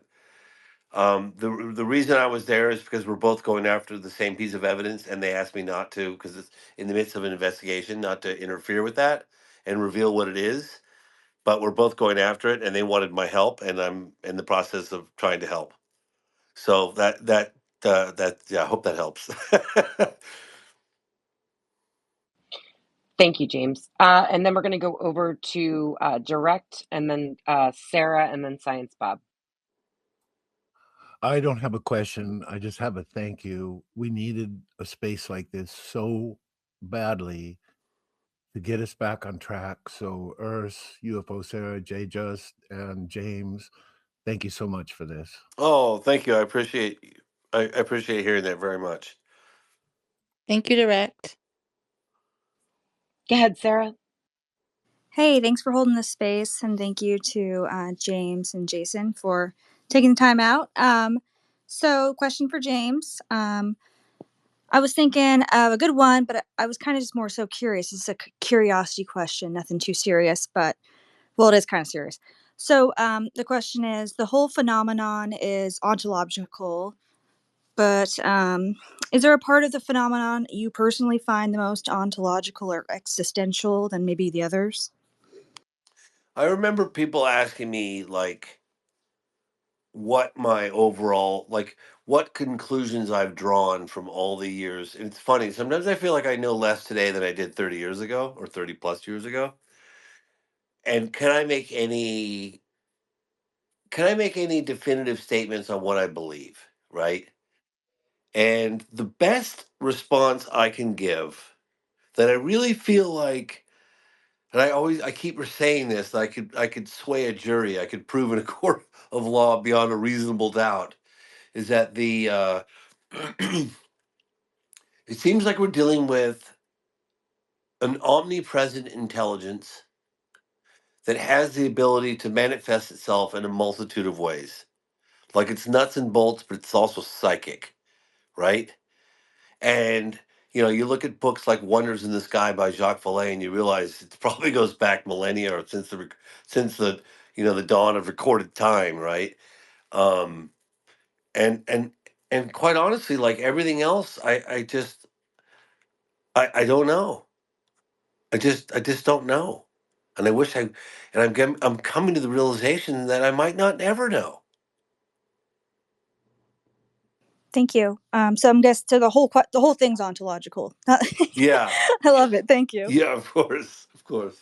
Thank you, Sarah. We're going to go for real quick Science Bob, and then Jiggy. Thank you, guys. Okay, I have a quick one. I've been in a bunch of SAPs, USAPs, and WUSAPs. So the typical SAP contains language that if someone comes to says to you that you're doing something bad and they are inside the program, they have violated the law. They are not allowed to go outside the circle, not even allowed to go outside the approved skiff and mention they know anything about the program. You and Jason should compare notes and see if this doesn't apply to you. What I hope I am handing you is a weapon and a cudgel to stop this bullshit type of treatment. Yeah, I feel you. I feel you. You know, and that's one of the things that I'm working on that I can't really just go into too much detail right now. But it's like we've come to a crossroads where we have people willing to come forward and give us the details needed to verify their claims, which are extraordinary, right? And the implications are far beyond any, just American. They're global, and so I keep thinking like, all right, what can we do? What can we do to like move beyond this sort of blockage point where we feel like frustrated because we can't get beyond? Do you know what I mean? So I appreciate you coming on, and I appreciate you saying that. Thank you, Science Bob. Go ahead, Jason. I was just going to add that there's a lot of um, folks that are on our side, and I think we don't need. Maybe it's time that we identified the fact that everybody wants an investigation, a good investigation. I've yet to see one. They've been given names, places, dates, you name it. They've got everything on a silver platter. Why aren't they kicking indoors? For heaven's sake. That's what I have a point in right there, is that this needs to be investigated. And then we get through the minutia, and then you find out who's lying and who's telling the truth. Yeah, it's like, look, and I could say that, it's easy to sit on the sidelines and criticize Mr. Sands. He served his country, he served this country. I've got his military records, and he's willing to testify under oath, provided he's given the immunity and provide the details needed to verify his claims. Now, maybe he is lying, but the implications are so vast and so important that we should provide him the appropriate platform and call his bluff. Why wouldn't we? Yeah, I think that's the common ground between the naysayers and the people that want it done. Jason's willing to do that. He's willing to put his ass on the line. He'll do it tomorrow under oath, provided he's given Yeah, the immunity. And you know I, what? I Believe him, never don't lied believe to him. anyone. Let's give him that opportunity. Yeah, I mean, just from what you've been telling them and what you revealed, like even the things where I was sitting in a skiff for crying out loud with our own government and mentioned the program name, and they all looked at each other, and I was freaking horrified because I knew they didn't know what the hell the name was. I mean, what ungodly program is like that? That that could be that messed up that even the government is unaware. It just boggles the mind. And then why would I have done that correctly? And then they finally found the name of that. And then all of a sudden want to lie about some other aspect of this when everything else has been checking out. The people just need to get their minds straight on something when it comes to these whistleblowers. And it's not just me, it's the other ones they've attacked, like Lou and everybody else. It's just like, shut the fuck up. If you weren't there, just shut the fuck up and let us take the ball, and we'll show you, and we'll try to get the government behind us. But please just shut up, because you're not helping. You're punching the air. You know less than I do, you know, and that, or you know less than probably the guy down the street about this thing. And that's the whole problem, is people got to stop that. They got to just do the investigation. It's that simple. Thank you, Jason. I believe Kill Me Now, Jiggy or Elections Tio. I think that's how it goes. Me, Sarah? Go for it. Jiggy. Okay, good. Great to be here, everybody. Yeah, awesome. I'm just piggybacking off what Jason was just talking about, and so I got to go to the Age of Disclosure premiere, the second showing here in Austin, and You lucky bastard. yes, sir. I'll drop a post I did about it if you want to see my spoilers, unofficial review of the nuggets that I pulled out of it. and there's a lot there. It's very, very interesting, and I'd say it dovetails nicely with the program, James. And they y'all cover some of the same ground, but I think you'll have you gotten to see it? No, no, no. I got invited, but I just couldn't. I couldn't swing it. Okay. Well, so I mean, one thing that really stuck out to me was the Q&A and they had Jay Stratton, they had Hal Puthoff and Eric Davis. Jay Stratton, he was kind of on fire and he had this real intensity about him, and he basically said, "I showed Congress exactly where these non-human intelligence crafts are being held, and they were denied."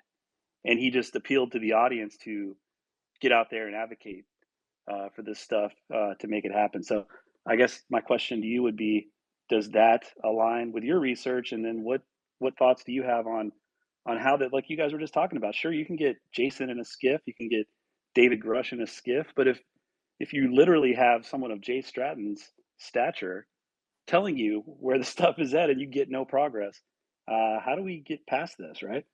That's why I think we need an open congressional hearing. We need to help facilitate that. We need to provide specifics on exactly what sort of executive order the President of the United States needs to sign to provide immunity to these witnesses and let them testify to the American people, to the world, under oath, exactly what they know and prove, what they're saying once and for all. That's what needs to happen, in my humble opinion. And I think that's where we're moving. I think that's the direction we're moving in. And just real quick, you, James, and Jason, you guys are working on a nonprofit right now to help whistleblowers come forward and whatnot. Am I correct in that? Jason, are you working with the other gentleman? What's his name? I'm drawing. Bill. Yeah, Bill.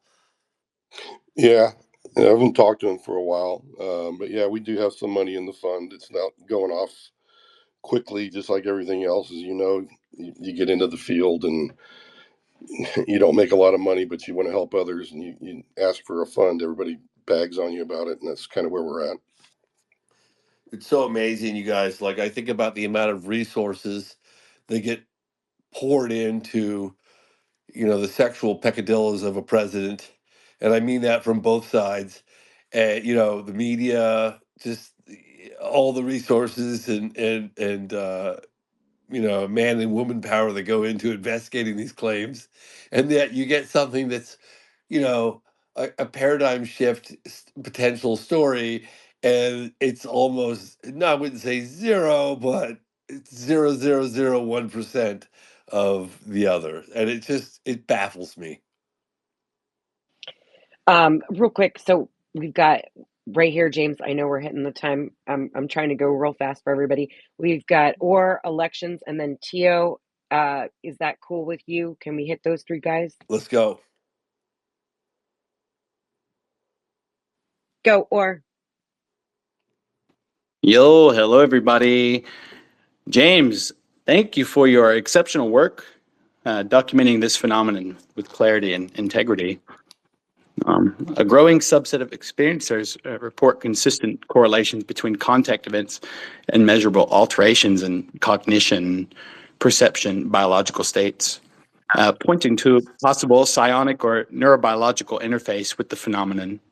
When I asked Avi Loeb whether anyone in academia was investigating these claims, he simply said the work isn't being done.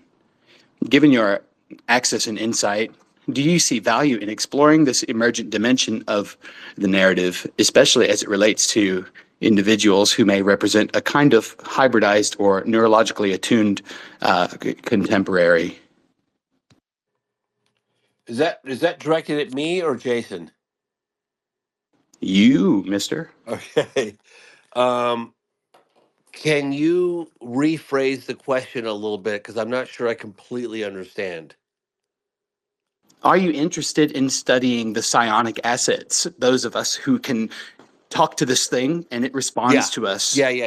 And I've been interested in that a while. I remember in the 90s, love or hate him, I went out with Stephen Greer. And I remember thinking, more out of curiosity, like really we can vector these things in. We can just like use our minds and come on. And I gotta say, I saw some stuff that was pretty impressive. I was like, okay, it wasn't like, we had a landing in front of us or something, but I was certainly open to it, and I wasn't completely disappointed. Um, and that is something yes. And here's the reason, like, if there's a 0.0001% chance of it being true, I'm gonna go for it. Like, I remember going out, you know, and I would tell people that they would say, you don't have a snowball's chance in hell. I'm like, well, I'm going to go for it anyway. So to answer your question, yes, I would. I would look into it, and I would do the experiment personally. Yes, I would.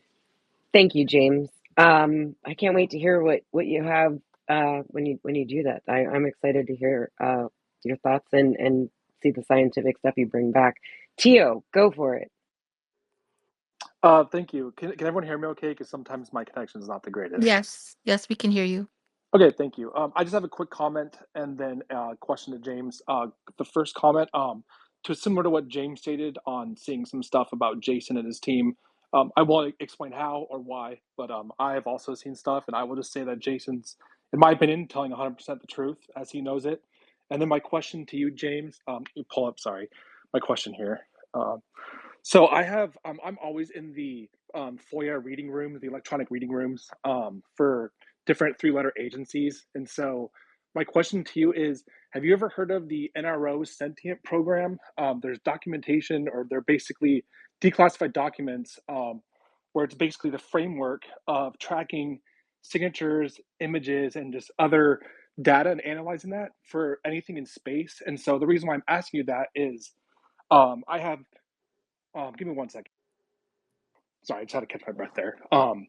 So my question basically is, do you believe Arrow is like aware of all this stuff with sentient? And the reason I'm asking, there are a lot of documents, basically two of them from 2021 and then one from 2022, so very recent. But there's sentient NRO documents describing seeing tic tacs, describing seeing triangles. I could throw that up the nest too, but the reason I'm bringing this up is Lou Elizondo and David Grush. They both admitted that they worked at Space Force, and if you look at David Grush's resume, he worked at NRO and at Space Force when they were both there. So my question basically is, do you believe Arrow is aware of all this, and if so, why aren't they doing anything about it? Because in my opinion, I believe Arrow is aware of all this stuff. They're aware of all these unclassified documents that we can't see. But basically, if you look at these NRO documents, it says it right there, 2020, 2021, 2022, when David Ross was working there. Oh yeah, we're seeing tic tacs, we're seeing triangles, we're seeing this, seeing that coming from out of space. So yeah, basically, does that kind of make sense? Yeah, it does Sorry, kind make of sense. rambled And I there. remember when I sat down with the new head of Arrow last year, the end of last year, I brought up crash retrieval. I brought up live aliens. I brought up, you know, telepathic communication in Africa. In fact, one of the people there even commented that he thought it was one of the better cases that they looked. I don't know if they looked into it extensively or whatever, but so I definitely got the impression. I was like, wow, they didn't flinch, they didn't blink an eye, they didn't look at me like this incredulous look. And I was like, okay, these guys are acutely aware of the complexity of the phenomenon, and they didn't flinch at all when I brought up crash retrieval or live aliens or telepathic communication. So what you're talking about with some of these documents, NRO and stuff like, wouldn't surprise me in the least if they're aware of that as well. Thank you, James, and thanks for answering my Oh, question. of course. Thank you. Thank you guys for the spitfire questions. I'm going to turn it over to Ursula because I think, James, you're on your way out. So, go ahead. Oh, hey James. I don't know if you want, is it okay if Jay just asks one more question and then I think you said you were about done? Yes. Okay, so I have a question from the audience, an audience member here, Christian. His question is, the secrets that you were told, can you say if it changed your view or Yes. perception of reality? Yes. Can you expand on it a little? I was so rocked by it that I almost understood for a moment why the government would have a difficult time revealing that to the public. I love that. I love that, James. Um, I have to say that there's only a couple of things in this phenomenon that I think we all know stretches beyond the actual reality we think we live in and exist in. Um, and I just want to say it's been a pleasure talking with you tonight. Thank you. Thank you very much. Oh well, I appreciate you guys having me on, and I'm trying to provide Yes. the best answers I possibly can, and I don't want anyone to think that I'm criticizing or I dislike Jay Sands or trying to censor what he's trying to say. That's not the Oh, you case at hate me. all. Love the Also guy, and hate me. yeah. Anyway, James, I did want to add on to that last bit when you said you got rocked. Did you get rocked on the aspect of the human side of it and what DOD's doing, or the NHI side of it and why NHI side. Okay, that makes sense. Oh, so I just want to say thank you, James. I know there's more people that are requesting to come up, and I know that you gave us a lot of your time. And Sarah, JJust and I are so grateful, and just so we are so happy that you want you said yes to speaking to us in this space. And it's been the time just passed so fast, and I think that we wanted to ask way more questions, and maybe one day we could have another one. But this it was so fun, and you were open about everything, and you weren't you were so patient with all of our questions. And I just want to say thank you. And I don't know if the ladies want to add anything to it, but I just want to say thank you again. I'm so Just happy. thank you, and I hope you come back Oh, when you have something else to plug. definitely stay in touch, and if you don't mind me asking in return, if anyone takes the time to rate the film on Apple or Amazon, we're transitioning to other platforms right now, and the executives look at those ratings, so it's very helpful to us if you guys take a moment and rate either Apple or Amazon the program. And if you can, great. If not, I understand it's probably takes a few minutes, but I would appreciate it. And thank you guys for having me on. And my love to all of you guys. James, thank you. You guys, we're going to keep the space going as well. And if you want to come up, you can request, and we can keep the conversation going. James, honestly, thank you so much for being for taking my questions. I know that they were a little rough, but I do appreciate the transparency. We're all human. It's such a pleasure to meet you and to get to know you even more. Thank you so Oh, much. likewise. Thanks, you guys. Bye, everybody.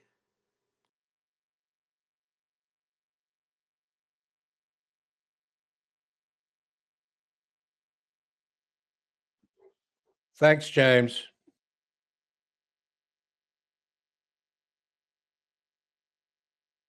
Yeah, that was really, really, really, really a great interview. I really enjoyed it. Especially his last answer. Good question, Jay What was Just. the question It again, wasn't my JSTARS? What'd you question. say? It was Christian. Sorry, what rocked his boat? I missed that part. Okay, The secret too big to be told And it's exists. on the NHI side, not the human acting with NHI side. Thank you for the recap. My audio was being down, so I had to recycle myself. I get up, Science, Science Bob, what do you think it is? Like, if you were to guess, do you have any guesses? I don't want to guess. I don't want to guess. Plus, I have some Jason? hints. I have some hints.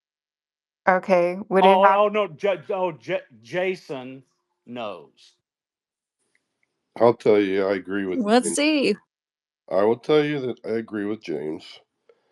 I think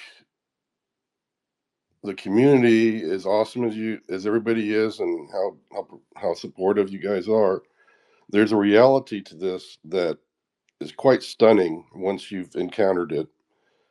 And just like there are fantastic places here on Earth to go visit, there's also slums and awful places where you can get killed. Same thing's going on out there with all the other life, day in, day out. And the reality of the whole thing is there's good, there's bad, there's indifferent. And I think that's what James was alluding to, and that's what I'm also saying is that from my experience, for all the good, And for the fact that we're not dead yet, we do have good entities out there that are keeping these other ones out of our business. But it is really a battle to do that. It is a constant stress for DoD to deal with. It is a constant danger when they're encountered here and we don't know where they came from. And yet we have to clean up the freaking mess they leave behind. And sometimes people are missing, sometimes people are dead, sometimes you don't know what the hell happened. That's what's really going on behind the scenes. And that's what I think is really my reason for saying, yes, the NHI are to blame for this. They came here for their own purposes. Yes, I believe they manipulated us, but there's a cadre of good ones that don't want us manipulated and they view us as sentient beings, just like some people would say AI. If that became sentient, it should be treated with rights, you know. And that's the same thing that most of these good ones believe for us, is we have a right to live without being screwed around with. But then there's a cadre that think that no, we made them who they are and they're our slaves and it's our world and we're gonna take it back one day. And that's what some of the other ones probably believe as well. So we're right in the middle of it. um, we're kind of defenseless without these good NHI, I think, to a certain extent. I think the program's been trying desperately to catch up on technologies, but I think they'll never be on top of it. And I think that's the one thing they can't admit to the public, is the fact that they're helpless. One of I will drop this in on top of what Jason said. The thing I was told, in addition to some of the stuff you've heard, is that the good ones have regularly sacrificed their lives defending us. They believe it's their place, and they are on our side, and they are trying to get the good ones off our back and release us from our prison planet. And they have died doing it. So, You know, that directly contradicts exactly what I asked him regarding this being an existential threat, right? So I asked him specifically, and he said without any hesitation, no, that this isn't considered some kind of existential threat to And humanity. that's not what I said either. I said the two sides are battling each other, and But that the that good that ones would are not. allude to there being some kind of threat that they're battling each other over, which would be us. Well, that's to say that we've got enough power and enough dog in the fight to even bark back at all of this. What we're really in a position of, this is my estimation, you can take it or leave it. We're Think of it as the ants that you step on every day of your life, and there's some of us that care about the ants and would never harm, one of them because you're just that kind. And then there's the ones that love to go out there and burn the ant hill, and that's who's messing with us. So we really are not in a position to really say one way or the other, this or that. And that's why I think DoD is very loath to even come forward with all the stuff that they do know, because they know they're not in control. They can't be. I mean, think about it. They can't be. I still feel Bingo. that's contradictory to what I asked him and what he said. He said that it wasn't an existential threat. If you have some kind of entity that has the ability to Oh, crush you with its, well, excessive that's force or whatever, well, then yes, then that answer would be yes to that no, question, no, not no, no. no. I think this is what I should have said also, to clarify. The NHI that are protecting us are the ones in control, and can I? Oh, they're sorry. the ones preserving our lives, and they're the ones also that are preserving us. Now that, yeah, there are ones that are harming us, but you can see they're not able to affect their own agenda here on Earth for some reason. Otherwise, we probably would have ended up like it was thousands of years ago, with being slaves, um, or something even crazier, or food. Who knows? I don't. And Desmo, real quickly, the potentiality of something that is existentially threatening is not the same as it being existentially threatening in the day to day. It's sitting out there, it's being dealt with. It's not something that's impending to cause us all immediate Correct. harm as best we understand. So what we're talking about is a certain amount of semantic interpretation of the words on this. So just listen to what everybody's saying. And Jason, once again, your comment in 4 short sentences was brilliant, and you summed it up with just an eloquence that I can't even describe. And I love you for it. Thank you. And I'm glad you and James are on the same page and there's a problem. That's the one thing I was concerned about, that you two were having some issues. And it sounds like you guys are big boys and everything's cool. And I'm really Can glad I to get hear my that. wife's I number hope you're so you well. can tell her that about me? Really, Yeah, yeah. You send the really, check and then I'll do that. really No, quick. yeah, sure. I'll be happy to. I have a thought that I want to throw out there into the ether, and I'm super glad that we have Science Bob here and Jason Sands, and that we are talking about the fact that there is an actual war going on, and that the good entities are actually currently saving us. Because I have come across some interesting stuff, and I'm just curious: is there like an invisible field around our area, like around our solar system right now, that is, I mean, oh, this is crazy. I know I sound crazy, but I know I'm not crazy when I actually ask this question. Um, is there do they have us under an invisible force field, and that it's keeping us safe? And that currently no more of the bad ones can get in, and that they're dealing with the bad ones that are already here. I don't think it's a force field. I know that the Oort cloud is there, and the Oort cloud is kind of I don't know, space ice.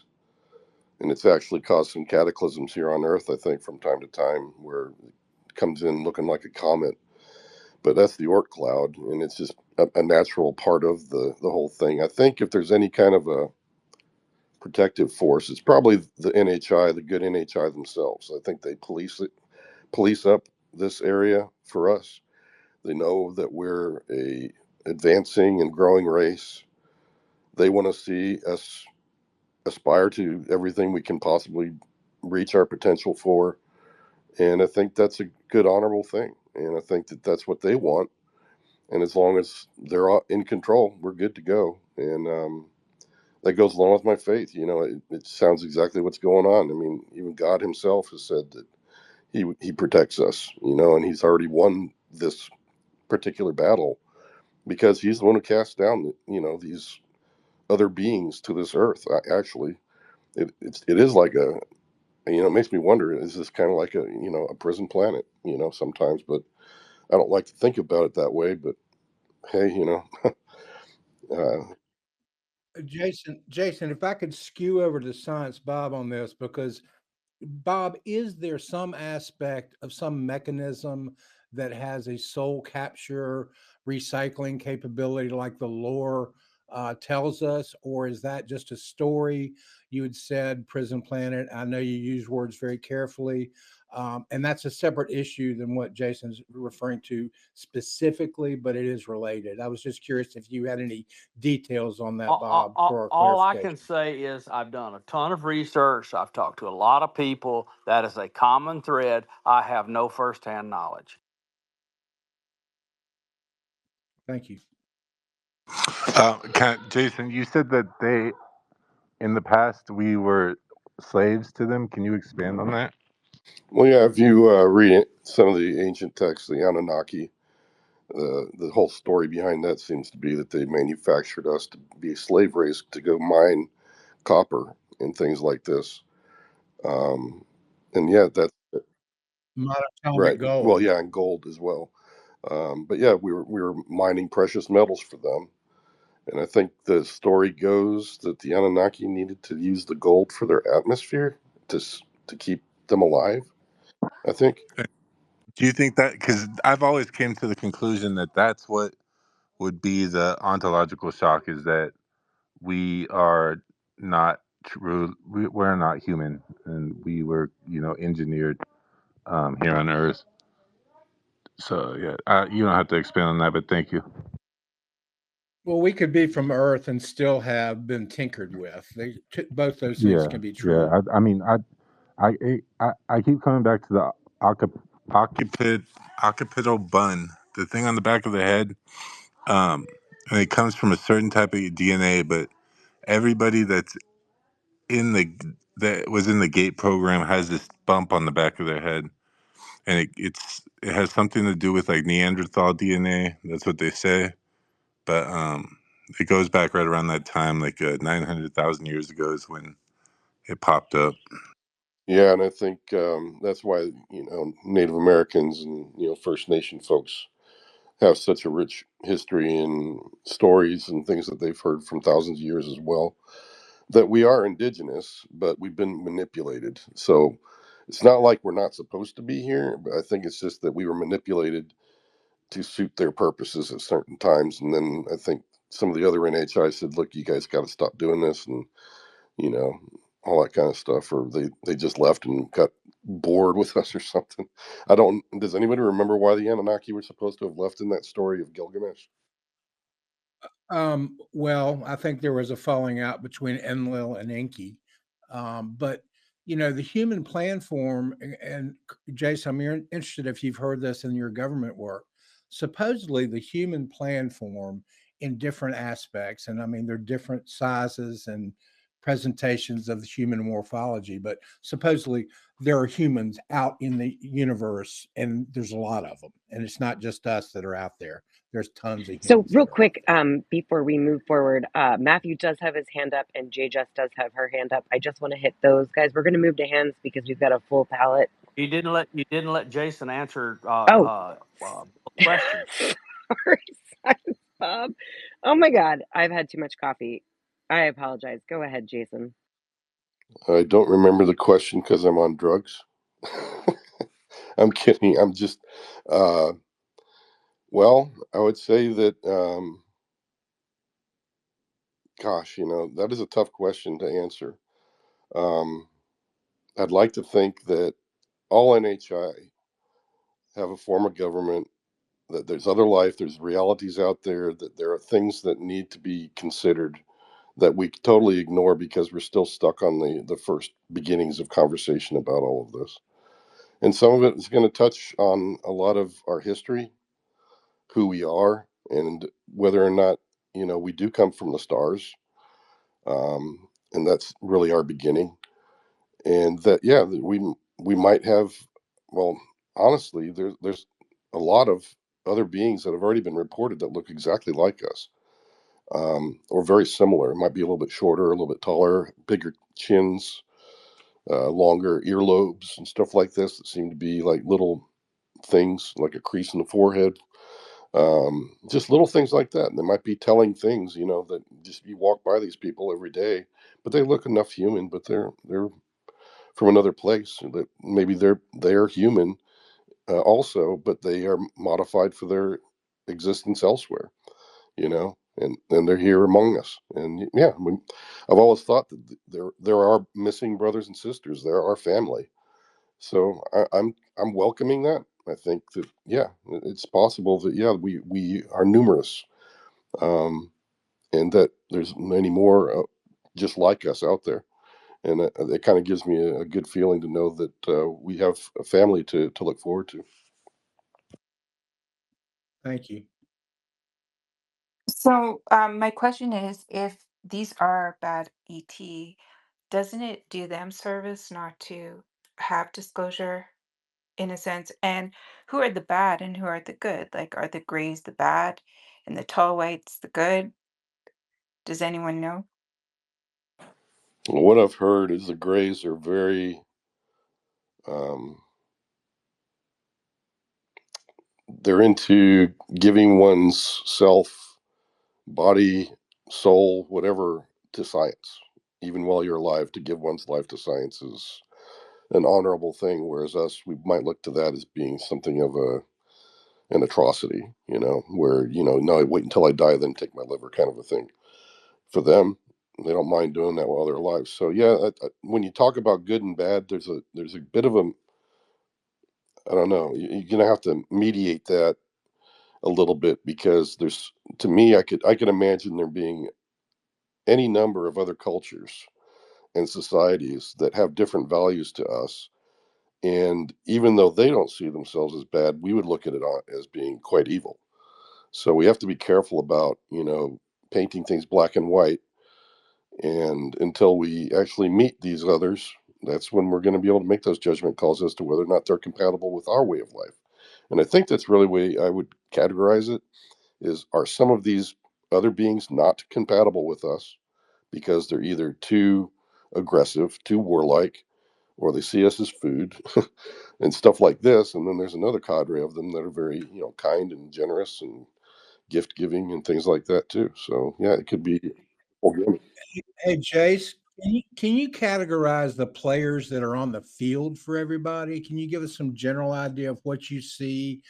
Grays, tall whites. I mean, who's actually out there playing on the I'd field? say that the ones that I knew of in the program were probably the ones that were not in control. They seem to be the ones like the grays and the tall whites. I think they are closer to us in technology than, say, Nordics and Pleiadians and things like this, from what I've read about the other races that are like that, and the Mantids as well. They are far, far ahead of us, both spiritually and technologically, to where you can't even tell the difference between, magic and their science, and that sort of a thing. So it's quite stunning. If you put your mind to it, you can kind of imagine that, the galaxies that by the trillions and the stars by even more of the trillions and trillions, literally everything that you could possibly imagine as being a life form probably exists out there. Anything you imagine as being a form of government is out there and exists. A culture, a society, all of these things are actually out there already. And we're just isolated, honestly, because we've barely gotten past our own cloud cover, in an airplane, most of us. And to assume that we have nothing left to learn is kind of a travesty. You guys, Matthew has been holding his hand up for quite a long time. I'd love to throw it his way. Hey, thank you. I initially raised it right after James left because of the last, I think it was the last thing he talked about, or the last question. JJust read a question and he answered it, and I was glitching, so I missed part of the question and answer, but I got the sense of it. And then I think maybe the current conversation flowed from someone bringing that up, but I was glitching again, so I missed it. So I want to reflect back on that, maybe if I can get some clarity, hopefully not waste anyone's time. But because for me, that subject matter, that that sort of data point of James saying what I think I heard him say, for me, I think anchors and ought to anchor our thinking in a lot of our conversation, more than anything else has been discussed, because I mean that's significant. If I understood correctly, the question is sort of like, did you hear something? Have you been told some things in confidence that have shook you, something to that effect? And it's like, yes, in fact, it's so disturbing I can't tell anyone. And I'm reminded that I think James Fox, to my reckoning, is the sole source of the claim, which I 100% believe. I trust James and anything he says. I know he's genuine and sincere and honest. I know that. Hopefully, everyone else agrees with me. And when James Fox says that Bob Bigelow says that he has figured out enough to know that the rest of the world should not know, cannot know, can't handle, and should not know, that's kind of made of the same substance for me. It's like this sort of secret, too big, and we'll keep it. You can't handle it. And that there's nothing in all this that's more outrageous to me than that. I just can't stand that. It's just sort of this righteous indignation for me, far more than anything else in this whole subject matter. Uh, so anyway, that for me, like I said, that anchors. If that's true, like what kind of thing is it? The things you guys have been discussing since then. I don't, whatever, James could say that, oh, we were engineered for this or that faction or purpose or group, and then some other good guys, or in our eyes, what would be good guys, came over and said, no, you got to quit abusing them. And then they've been protecting us. That's big. That's ontologically shocking. That's not big enough for James Fox and Bob Bigelow to say, no, I don't want to talk about it after years of study and investigation. So I was wondering if there's anything I missed that James said about that. And secondly, I just want to throw that back out there. Like, I think we need to go a higher level of darkness, and not just for fun, because I think it's warranted based on James Fox saying that today, I think, warrants us to take seriously the consideration that it's something a little bit more shocking than these kinds of things that we've been discussing. Something more esoteric, something more like, you guys were mentioning a minute ago about the soul stuff. It has something much more transcendent significance to it. I think that is to us going to seem really dark, but I don't care. I have a right to know because it's the nature of things. You can't hide the nature of reality from your fellow man. If anything, if there's any moral tenet foundational to our nature and being that has any significance and any preeminence above any other, it's that you have to tell the truth about why we're here, what the nature of our place in this reality is. If you can't do that, then nothing else matters. We must do that. And it makes me angry when no one seems to get it. One thing to point out with that, I agree. Everything you just said, Matthew, makes 100%. It's factual. Period factual. One thing that stands out is he didn't necessarily say that it was. He understands why. The DoD doesn't want people to know. He just says in flat out the government, right? So, in my humble opinion, I don't necessarily think it might be dark or light. I think it's just it is some kind of notion of reality that invalidates government. And whatever that could be, I don't know what it could be. But it's something that invalidates the need of having some kind of overarching authority over us humans other than whatever that could be, right? And I think that that's really what it is. It doesn't necessarily have to be a because as he said, it's not some kind of threat. It's not then it doesn't he doesn't buy into the narrative that what this phenomenon is threatening to humanity at all. He said those words, right? So in my opinion, it's something that is so threatening to the core structure of how humanity exists on this planet that that would rock that existence.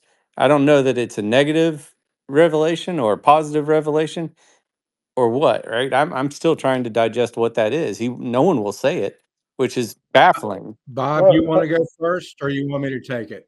You guys don't know. You Bob, have you want to go opinions first? just like anybody else. hey, Well, we want to respond to what you're saying, your I opinion, if have that's no okay. response I would like to give him. I'll respond real quick. I mean, of course, this is, I think, bread and butter.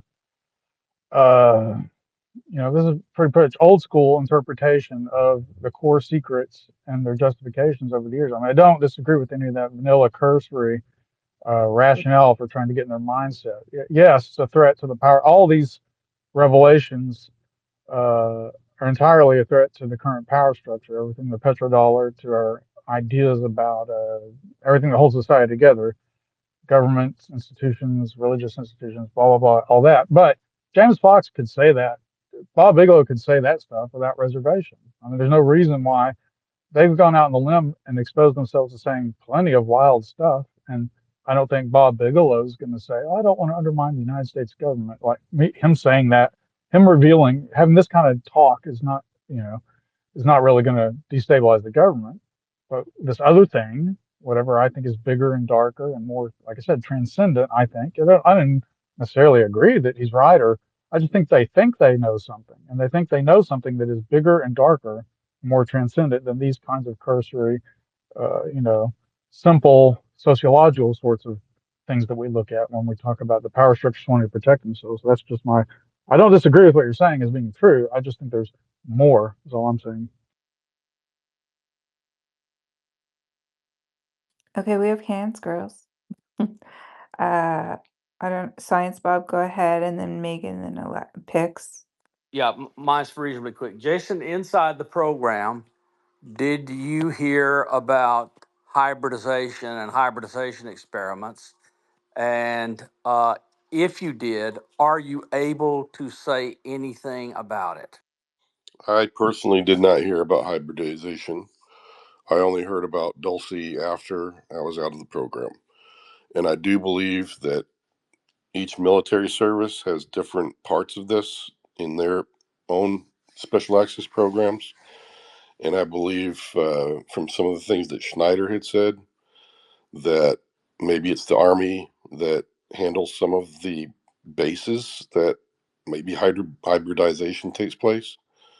Um, I do know that the biologics that I did hear about, those were tested by the scientists and people and the bioengineers that were in the program. What they did with that information, I don't think they could have hybridized anything without NHI help. Um, and I think that's what's been outlined in what's that one agreement, the Grenada Agreement or something like that, or the Grudge. I can't remember what it was. But anyway, that's where the Greys could abduct and they could, you know, yeah, that Griana was it. And agreement. they started experimenting on humans and all that crap. And yeah, and I didn't ever hear anything like that. So it may have been in one of the other services that maybe that program exists. So, and I know the Navy has their own thing. Do you think that happened, Jason? Do you think there was some agreement along those lines? Yeah, I do. I think that would be the only reason they would come to the table and even talk to us. That's why, going back to that question I was given about, who's in control and all this other good stuff. I only heard of the tall whites and the grays and the, very scant reptilian mentions being part of the program at all, or being mentioned as being, part of that sphere of influence that I had to, go out there and monitor. Um, so, and like I said, those three races, in my estimation, from what I've read up on, is that they're kind of, you know, not too far ahead of us in tech. So maybe they have more reason to, try to work a deal and a treaty with us to do the things they want to do because they've got similar levels of technology and they just need our bodies to, to do experiments on or whatever. Or they need some kind of resource that we have here on the planet to get to their next destination, which is what the tall whites were supposed to be doing, according to Mr. Hall. We're just a way station for the tall whites. They stay here for 5 years and off they go. Whereas the grays, they wanted to abduct people. Um, Reptilians, I have no idea what they wanted from us. So um, those are the only three that I heard of in the program. And Can you tell us a little bit more about your assessment on the tall whites? I'm interested in that group. And you're saying you don't have any insight on the reptilian side. So if you could give us some insight on the tall whites, that'd be yeah, great. they were the ones. They would come in and out of the laboratories. They would only do certain things under very controlled, very managed conditions inside laboratories. They would not. Apparently, they didn't like touching any of the weapon systems at all. If anything, maybe they would help out with something that they thought was innocuous, like painting things with a certain kind of nanotechnology that they helped us develop. Um, but they wouldn't go much further than that. And then I always heard that when the tall whites and the grays were in the laboratories, they didn't want a single human around. They didn't want them recording what they did. They didn't want them seeing what they did. And they would only let the humans in after they were done with their portion of the lab. And really, all they did was help with the setup in the laboratories. So it was a very managed and very controlled environment from the NHI's point of view. And it was probably much less technology sharing than the humans wanted out of them. And that's my assessment. Thank you. Oh my God, is that Megan? Holy moly. My God, Megan, how are you? I haven't seen you in like forever. Hey, I know it's been a minute, huh? I missed y'all. It's good to be back in this space, feeling some positive energy. I'm liking it. There were a couple things, lots of interesting topics that were brought up. So one thing that people said was the prison planet idea, and I've definitely heard that a lot. My kind of maybe the one I like a little bit more is the idea that maybe it's some sort of like intergalactic school, right? And then the question is, all right, well then why aren't the good guys helping us out? And it's like because these are the tests. These are how we learn, right? These are how we kind of, I don't know, ascend to a higher realm or whatever kind of woo stuff. I'm a little more woo now, you guys, but still grounded in science. And then the other thing would be kind of on that same note of like, why would this be such a big secret that we need to keep, right? And I think again, there's a duality here, right? There's good and bad, and there's bad reasons you would keep a secret. Oh, it's so horrible, you can't even think about it. And there's probably some of that. But another one could be, because these things are happening on some maybe kind of timeline that isn't ours. If there are some good guys that are helping us out up there, that they've got preparations in place. And I don't know, I guess, I mean, this is not the space for it, but I can talk a little bit more about how much my perspective has changed in another time during the process of all this, and how I've heard that same kind of thing from others. And it does sort of feel like there's some positive energy that's building that maybe is those good guys giving us some levels up and us getting them ourselves, that it's in timing more so than it is nature. Anyway, that was all. It's a very interesting conversation, and love to be here with you guys again. I could add to that a little bit. No matter what we think and what the NHI think, this is our story. You guys know that, right?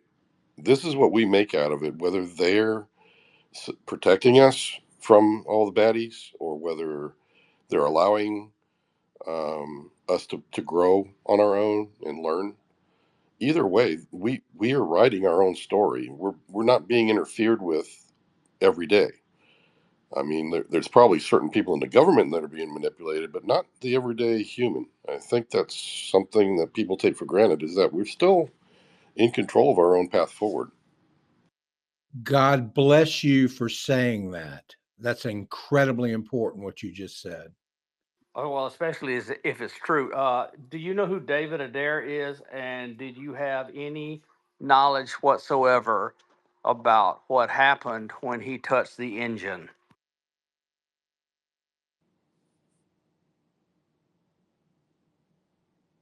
I don't know that name, but you mentioning somebody touching an engine, and I do, something's ringing a bell that I heard something about that when I was on mission for the program. I'm trying to think what that is.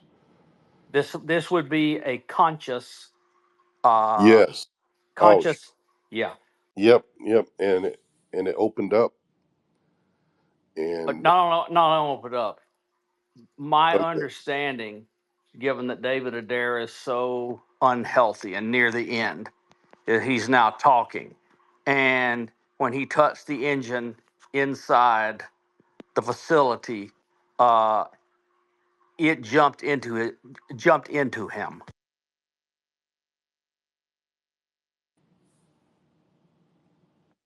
Wow. yeah, it's fascinating. That changes the perspective of Adair a little bit, doesn't it, Science Bob? It very much does. Then no, I did not hear about that. By jumping into him, do you mean that like he felt it like another No, I mean consciousness? he has two streams of consciousness in his awakened state. Shared consciousness. That sounds that sounds similar in a way to Bledsoe's reaction when he was given the medal to hold, right? Very similar.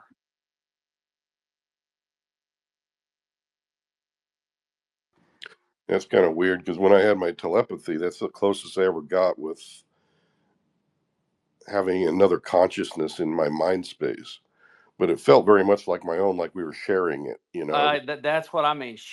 And the same thing has happened to Jake when Yeah, he picked up the craft of the entity. I feel he now has a shared consciousness because he said in multiple interviews that the interaction continues. yeah, and I'd say the same, whether you want to call it that quiet voice inside or whatever. Yeah, I call it the invisible hand guiding me. Some people will call it, God and their faith is what's guiding them, or intuition.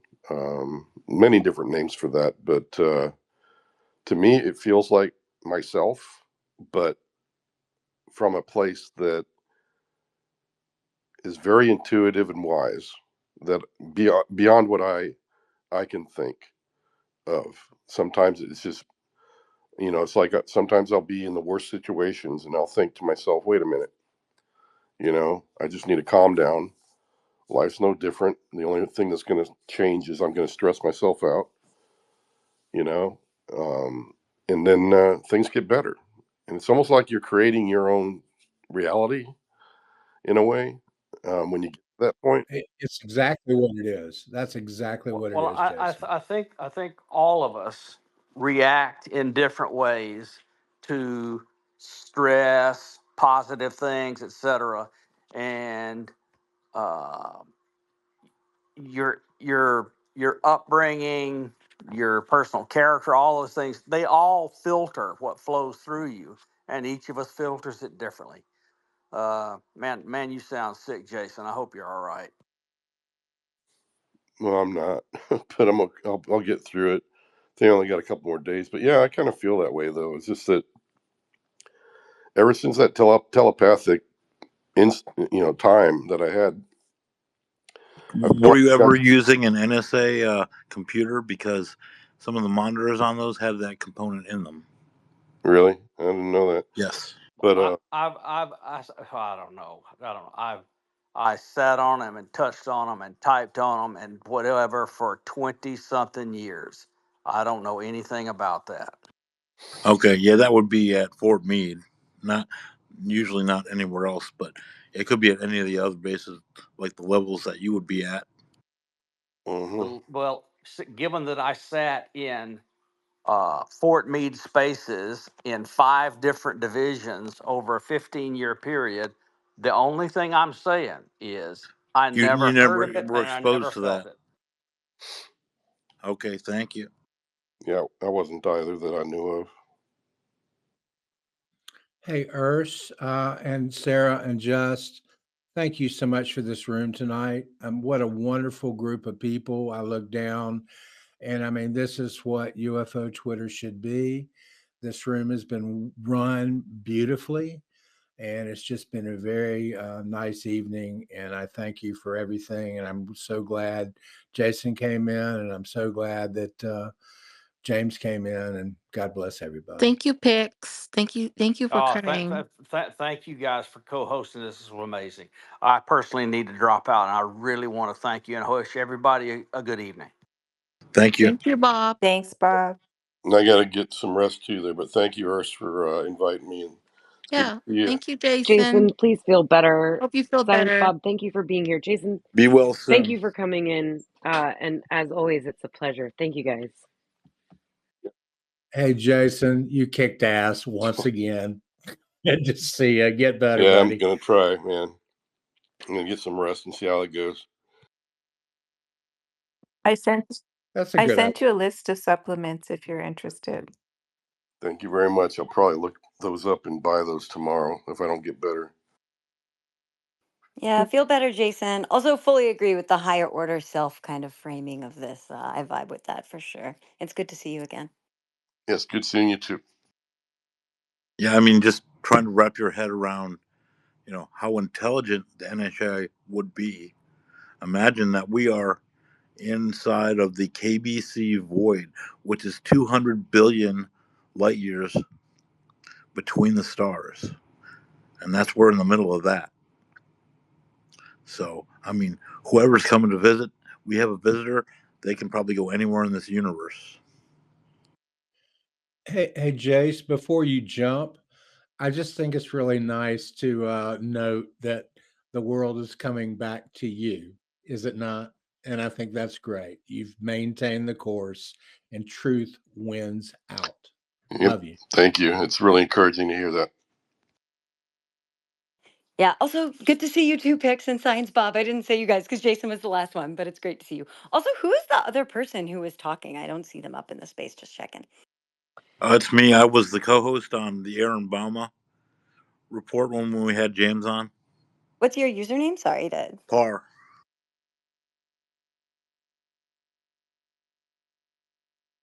Yeah, I just want to say that I'm happy to be here supporting experiencers, and Jason, supporting you has been eye-opening to me. I've gone on my own personal journey just based off of what I've learned and what I continue to learn, and I appreciate your friendship, and I appreciate everything that you've brought to us.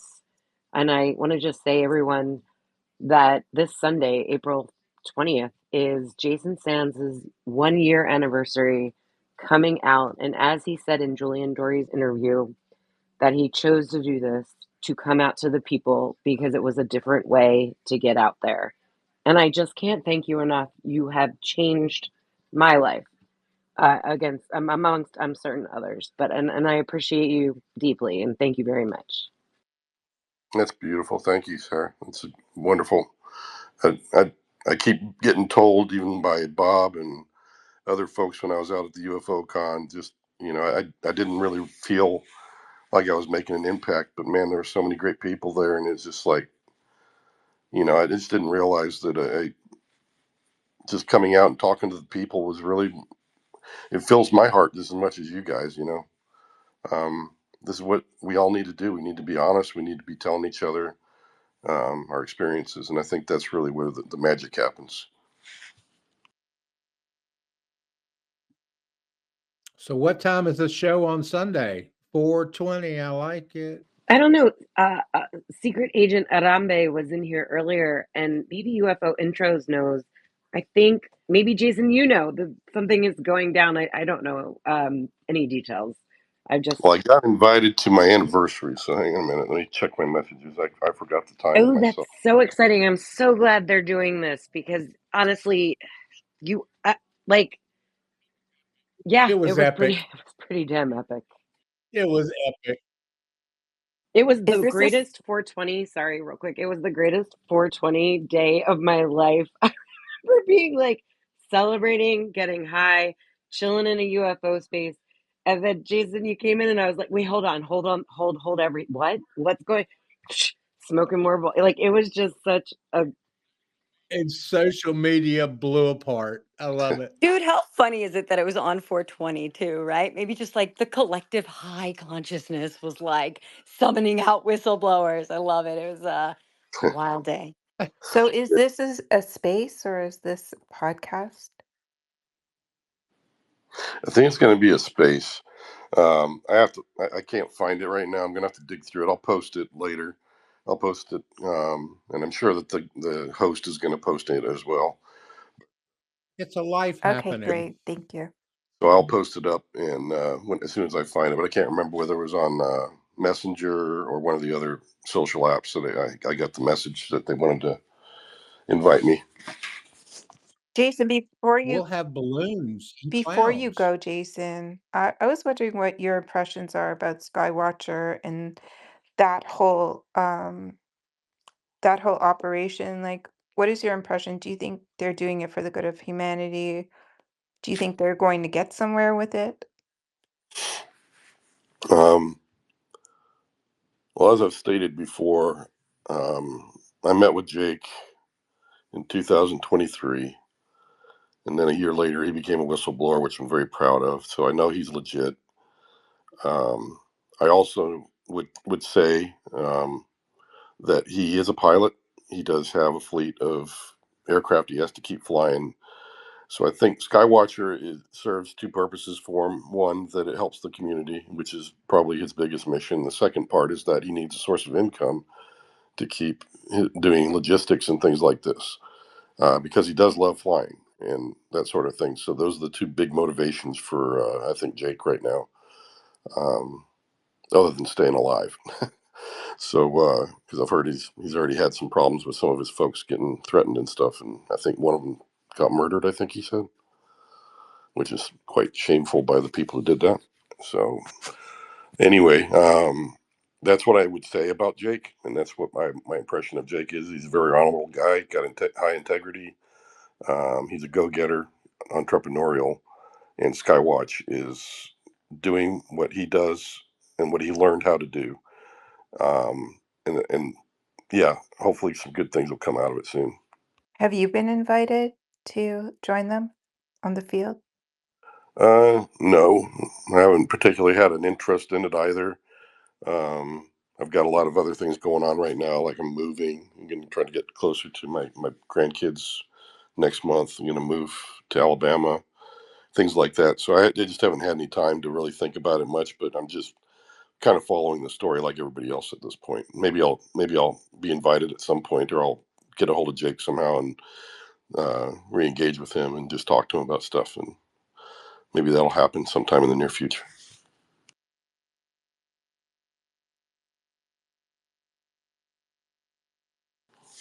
Nothing definitive though. Right. Secret. Real quickly, if I could follow up on that, Just and Jason, I want to give Jake Barber all the leeway required too. But the secrecy of what he's requiring of anybody that he talks to in the NDAs, I know that's a professional standard these days, and I get that. But are there any concerns that you have about whether or not they are really going to be operating within the clear public interest and within an open and transparent kind of operating procedure? What is your view on that? It is definitely a step in the right direction.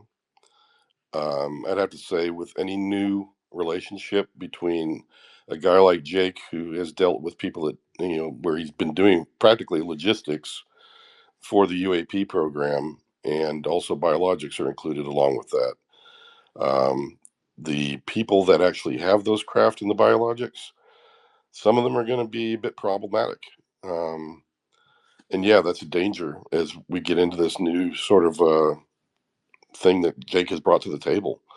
And I think that we're going to have to kind of support him as well, because yeah, he's dealing with some dangerous people in some cases, and we have to recognize that, and have to be careful about all that for his sake.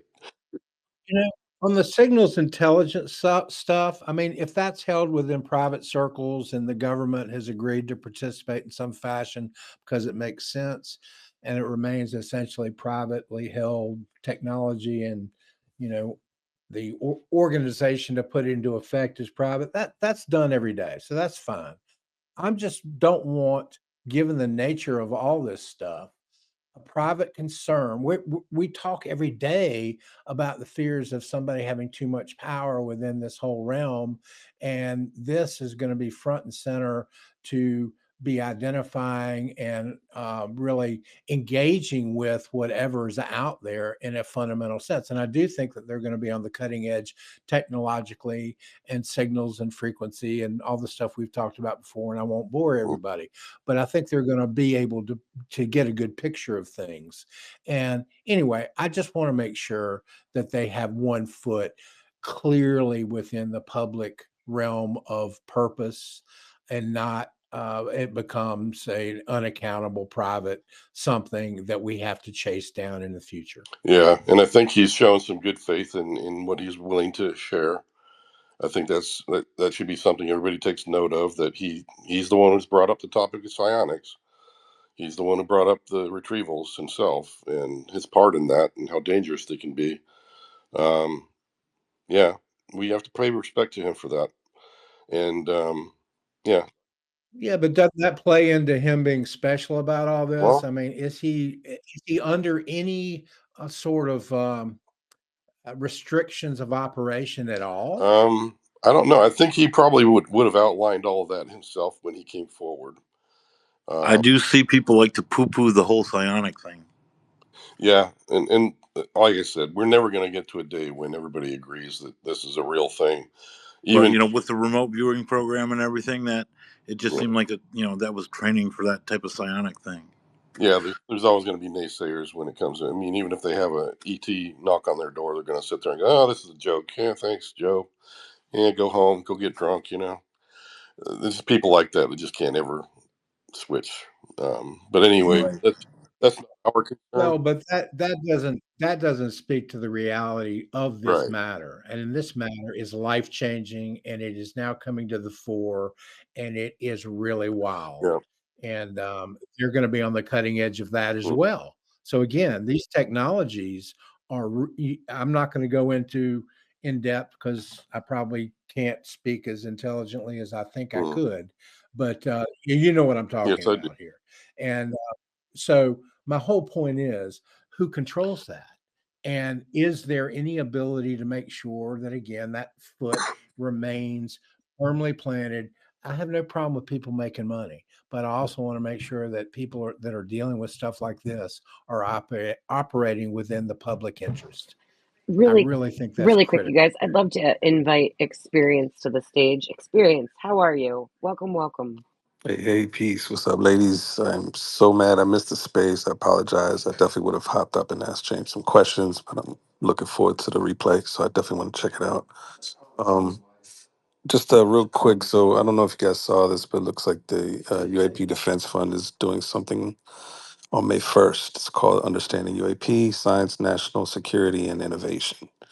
It's in DC, so I'm going to definitely try and attend. Um, Aside from the panelists that are very interesting, Avi Loeb, Tim Gaudet, most of the same people, Christopher Mellon, Kirk McConnell. The innovation panel is interesting because it's featuring Dr. Anna Brantley Estevez, and she's the one that was in charge of the Ecosystemics Futures podcast that kind of really put me in another frame of mind of where this is in the background. But yeah, it's May 1st in DC. I'm definitely going to try and hop in there and attend that. I don't know if anybody peeped that tweet earlier. Oh, hey, Megan. I ain't see you in there. What's Oh, hey, up? what up? I was excited to see you come up. It's good to hear you. Yeah, it's been a minute. I've been in hermit mode, I suppose. I will add one thing on the side topic is that there's pretty robust, regardless of what the mainstream is, pretty robust scientific evidence from both an underlying like biomechanical point of view and also just like practical point of view for psi stuff. So they can try to say it's not real, but also it kind of is. Anyway. Well, this thing that they're having on the first is interesting. I don't think I've. This is the first thing of its kind. I think, and it's being housed by the House Committee on Oversight and Accountability. And it looks like they're going to be nerding out and talking UAP stuff from a science perspective in Congress. So that's however you want to look at the people that are involved. Just the discussion that the point that that's even happening is a thing to me. So I want to definitely want to check it out. I don't know if anybody has any thoughts on this event. Small steps. Do you think you'll hold a space about it maybe to kind of give us the breakdown of what you see while you're there? Yeah, if make it in there, I don't know. They said it's limited availability for the public, so it means I have to get up butt early to try and make it in there. But yeah, I'll definitely try, shoot my shot. Can you ask a polls? Let him know that. Can someone ask a polls to get you in there? Maybe he'll get in there. I'll try. I'll message everyone I can. I don't know. I just need to know the logistics. Pay Otherwise, $60 for somebody to stand in line. That's all. I'll hustle my way in there if I can. It just depends on how early I can wake my butt up.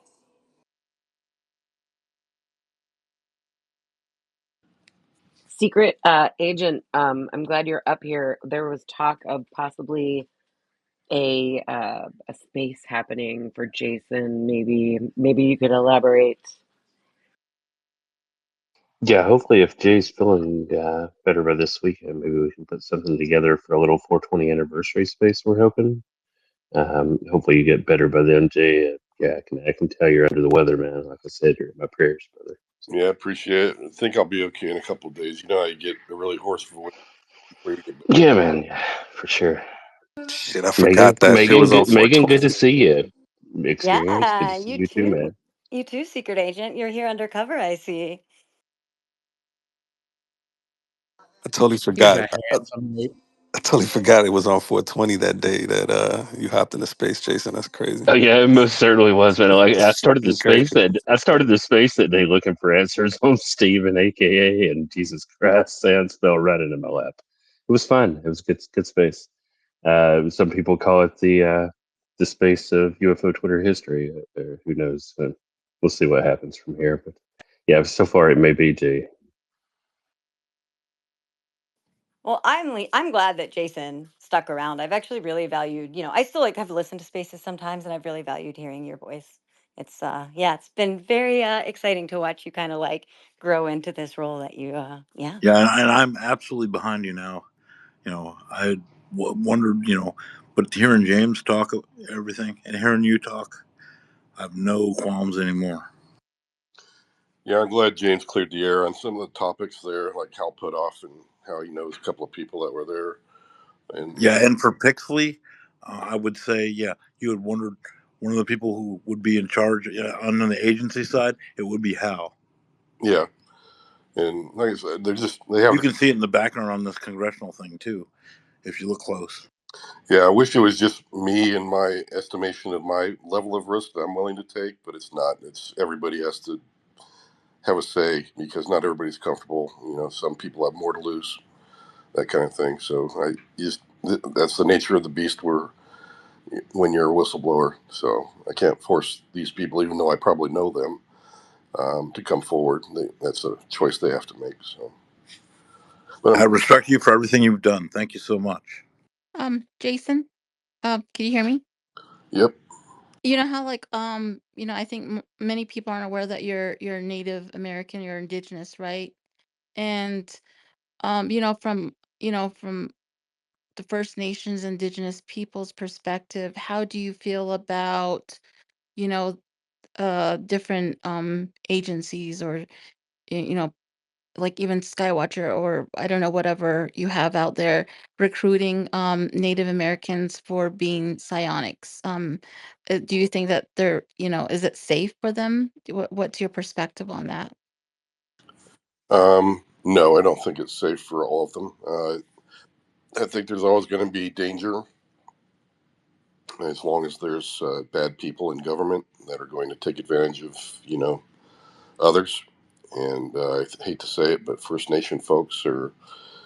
I don't know why, but it seems that this phenomenon just seems to follow around. Families and. Yeah, I have a lot of the genetics too. I'd be Lakota tribe from the Midwest. I kind of think that's interesting when you compare it with some of Gary Nolan's work about how like Irish people have increased abilities and just kind of thinking about some of maybe the trauma based stuff that can lead to epigenetic changes that maybe are activating some of this stuff. And you look at the populations where these sorts of things are prevalent and they tend to line up.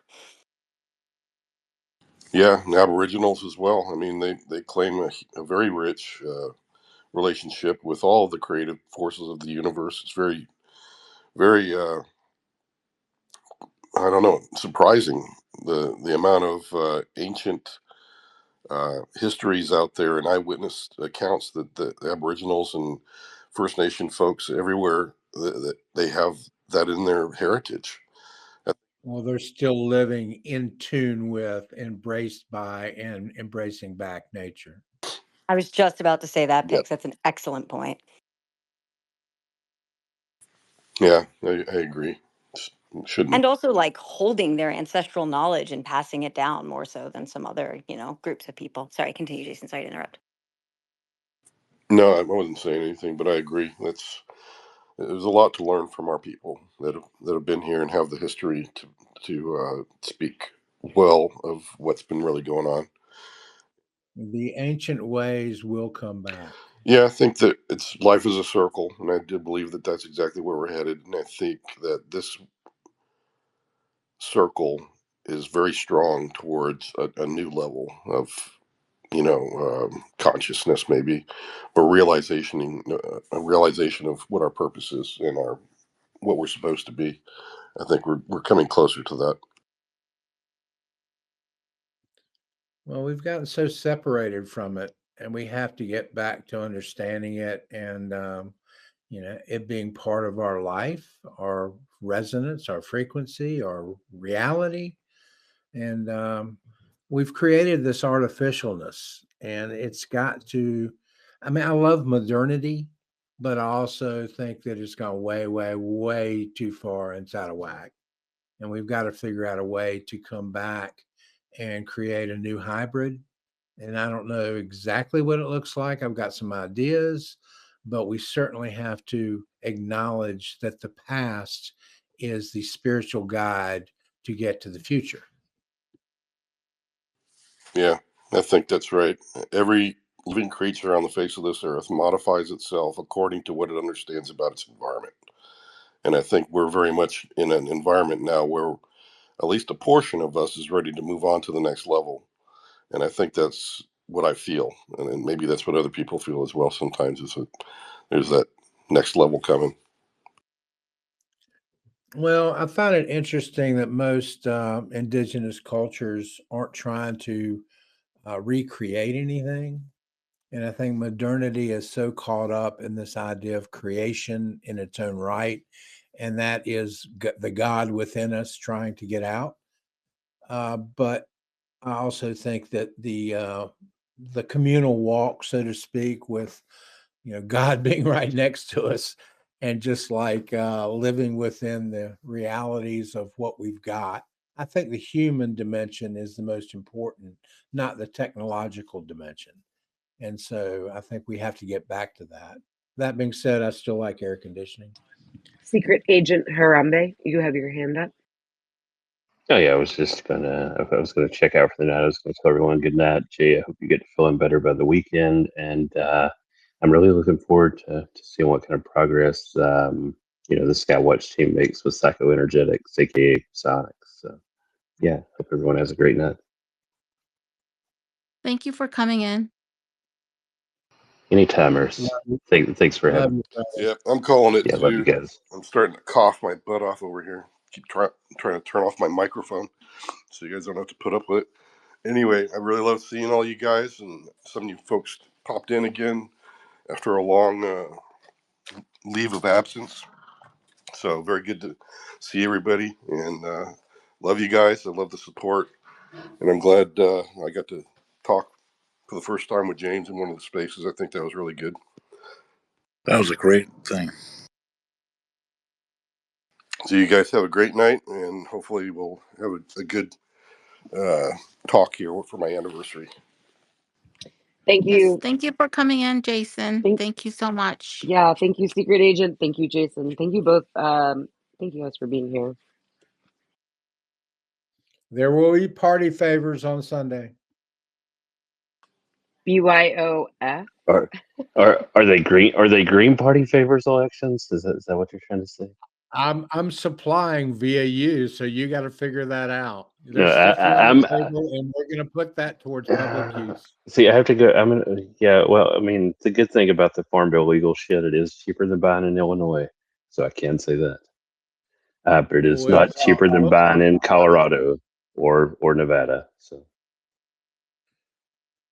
carry on, soldier.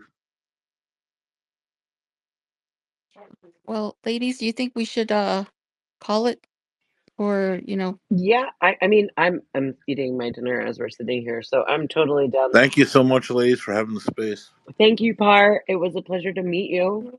I'm following you now. Thank you. Thank you. Wait a minute, John Strader's here. Are you sure you want to close it Oh down? my gosh, John Strader. I missed the space. Oh no.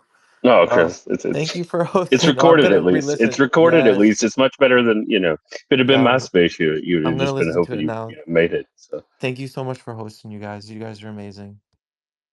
Thank you, Chris. I just want to say thank you, everyone, for coming into the space and spending the last few hours with us.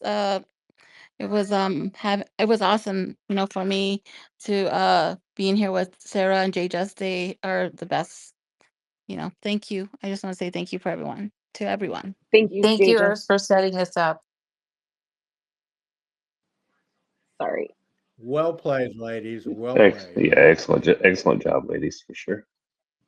Thank you, Urs. Yeah, it was Urs who reached out to James Fox. Thank you so much for setting this up. Thank you, James, for joining us. Jay, just thank you. Thank you for inviting me to join you guys. It was really great. I'm really glad. I feel like everything came really nicely full circle, and I'm just a pleasure to be here with you. And it's so nice to be back in a UFO community space with all of you again. Thank you. And thank you so much, James, for the shout outs for Stan Friedman as well. That's the host of our space. He's Stan Friedman's nephew. Thank you, James Fox, for coming. Yes. JJust, did you want to add anything? Then I'll close the space. Wait. Before, can I say something about James Fox? I've seen like 90%, maybe more, of every UFO documentary, and James Fox's documentaries are the best in the world out there. So check out all of them.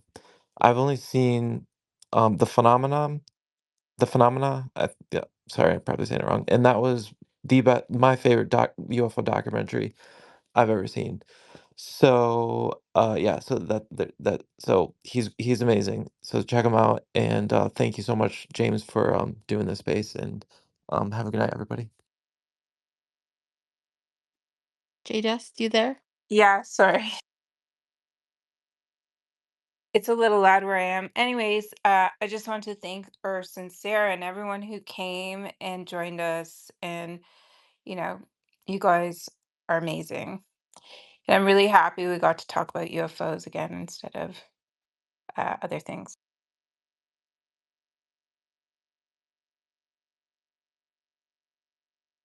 Okay. Oh, okay. Intros. Go ahead, Kimball. Thanks, Urs. Can you hear me? Yes. Yeah, I just want to say that I'll try and share this to the nest. Oh, there we go. Do it from my laptop. I just think shifting okay, so this whole field is full of people kind of like I don't know. I don't want to say they're like clout chasing or grifting or any of those bullshit words, but like just people want to talk to famous people basically, you know? But really and I put this in the nest, I'm trying to paraphrase it here. I just think if the objective is really disclosure, then people like James Fox, right? He's making documentaries, he's involved in the entertainment world. So that Yeah, on the he's doing surface, the hard work, honestly. yeah, I mean, I just being in the entertainment industry, it's easy for some to assume that like he's involved in you know the attention like economy or whatever, but it really is more than that. And I think, you know, when I'm trying to interface with my family or friends who aren't in this topic and still may think it's like crazy, I point them to James Fox. I point them to Carl Nell or Jacques Vallée, you know, a number of people. And I just think just thank you for doing the space, Urs. Thank you for the co-hosts, JJust and UFOSARA. I just think this is really important because it does impact the cultural zeitgeist more than I think a lot of the other quote unquote famous people, right? These UFO micro celebrities. So this was an important conversation and I'm glad you had it. Thank you. Thank you, Kimball. Good night, everyone. Good night, everyone.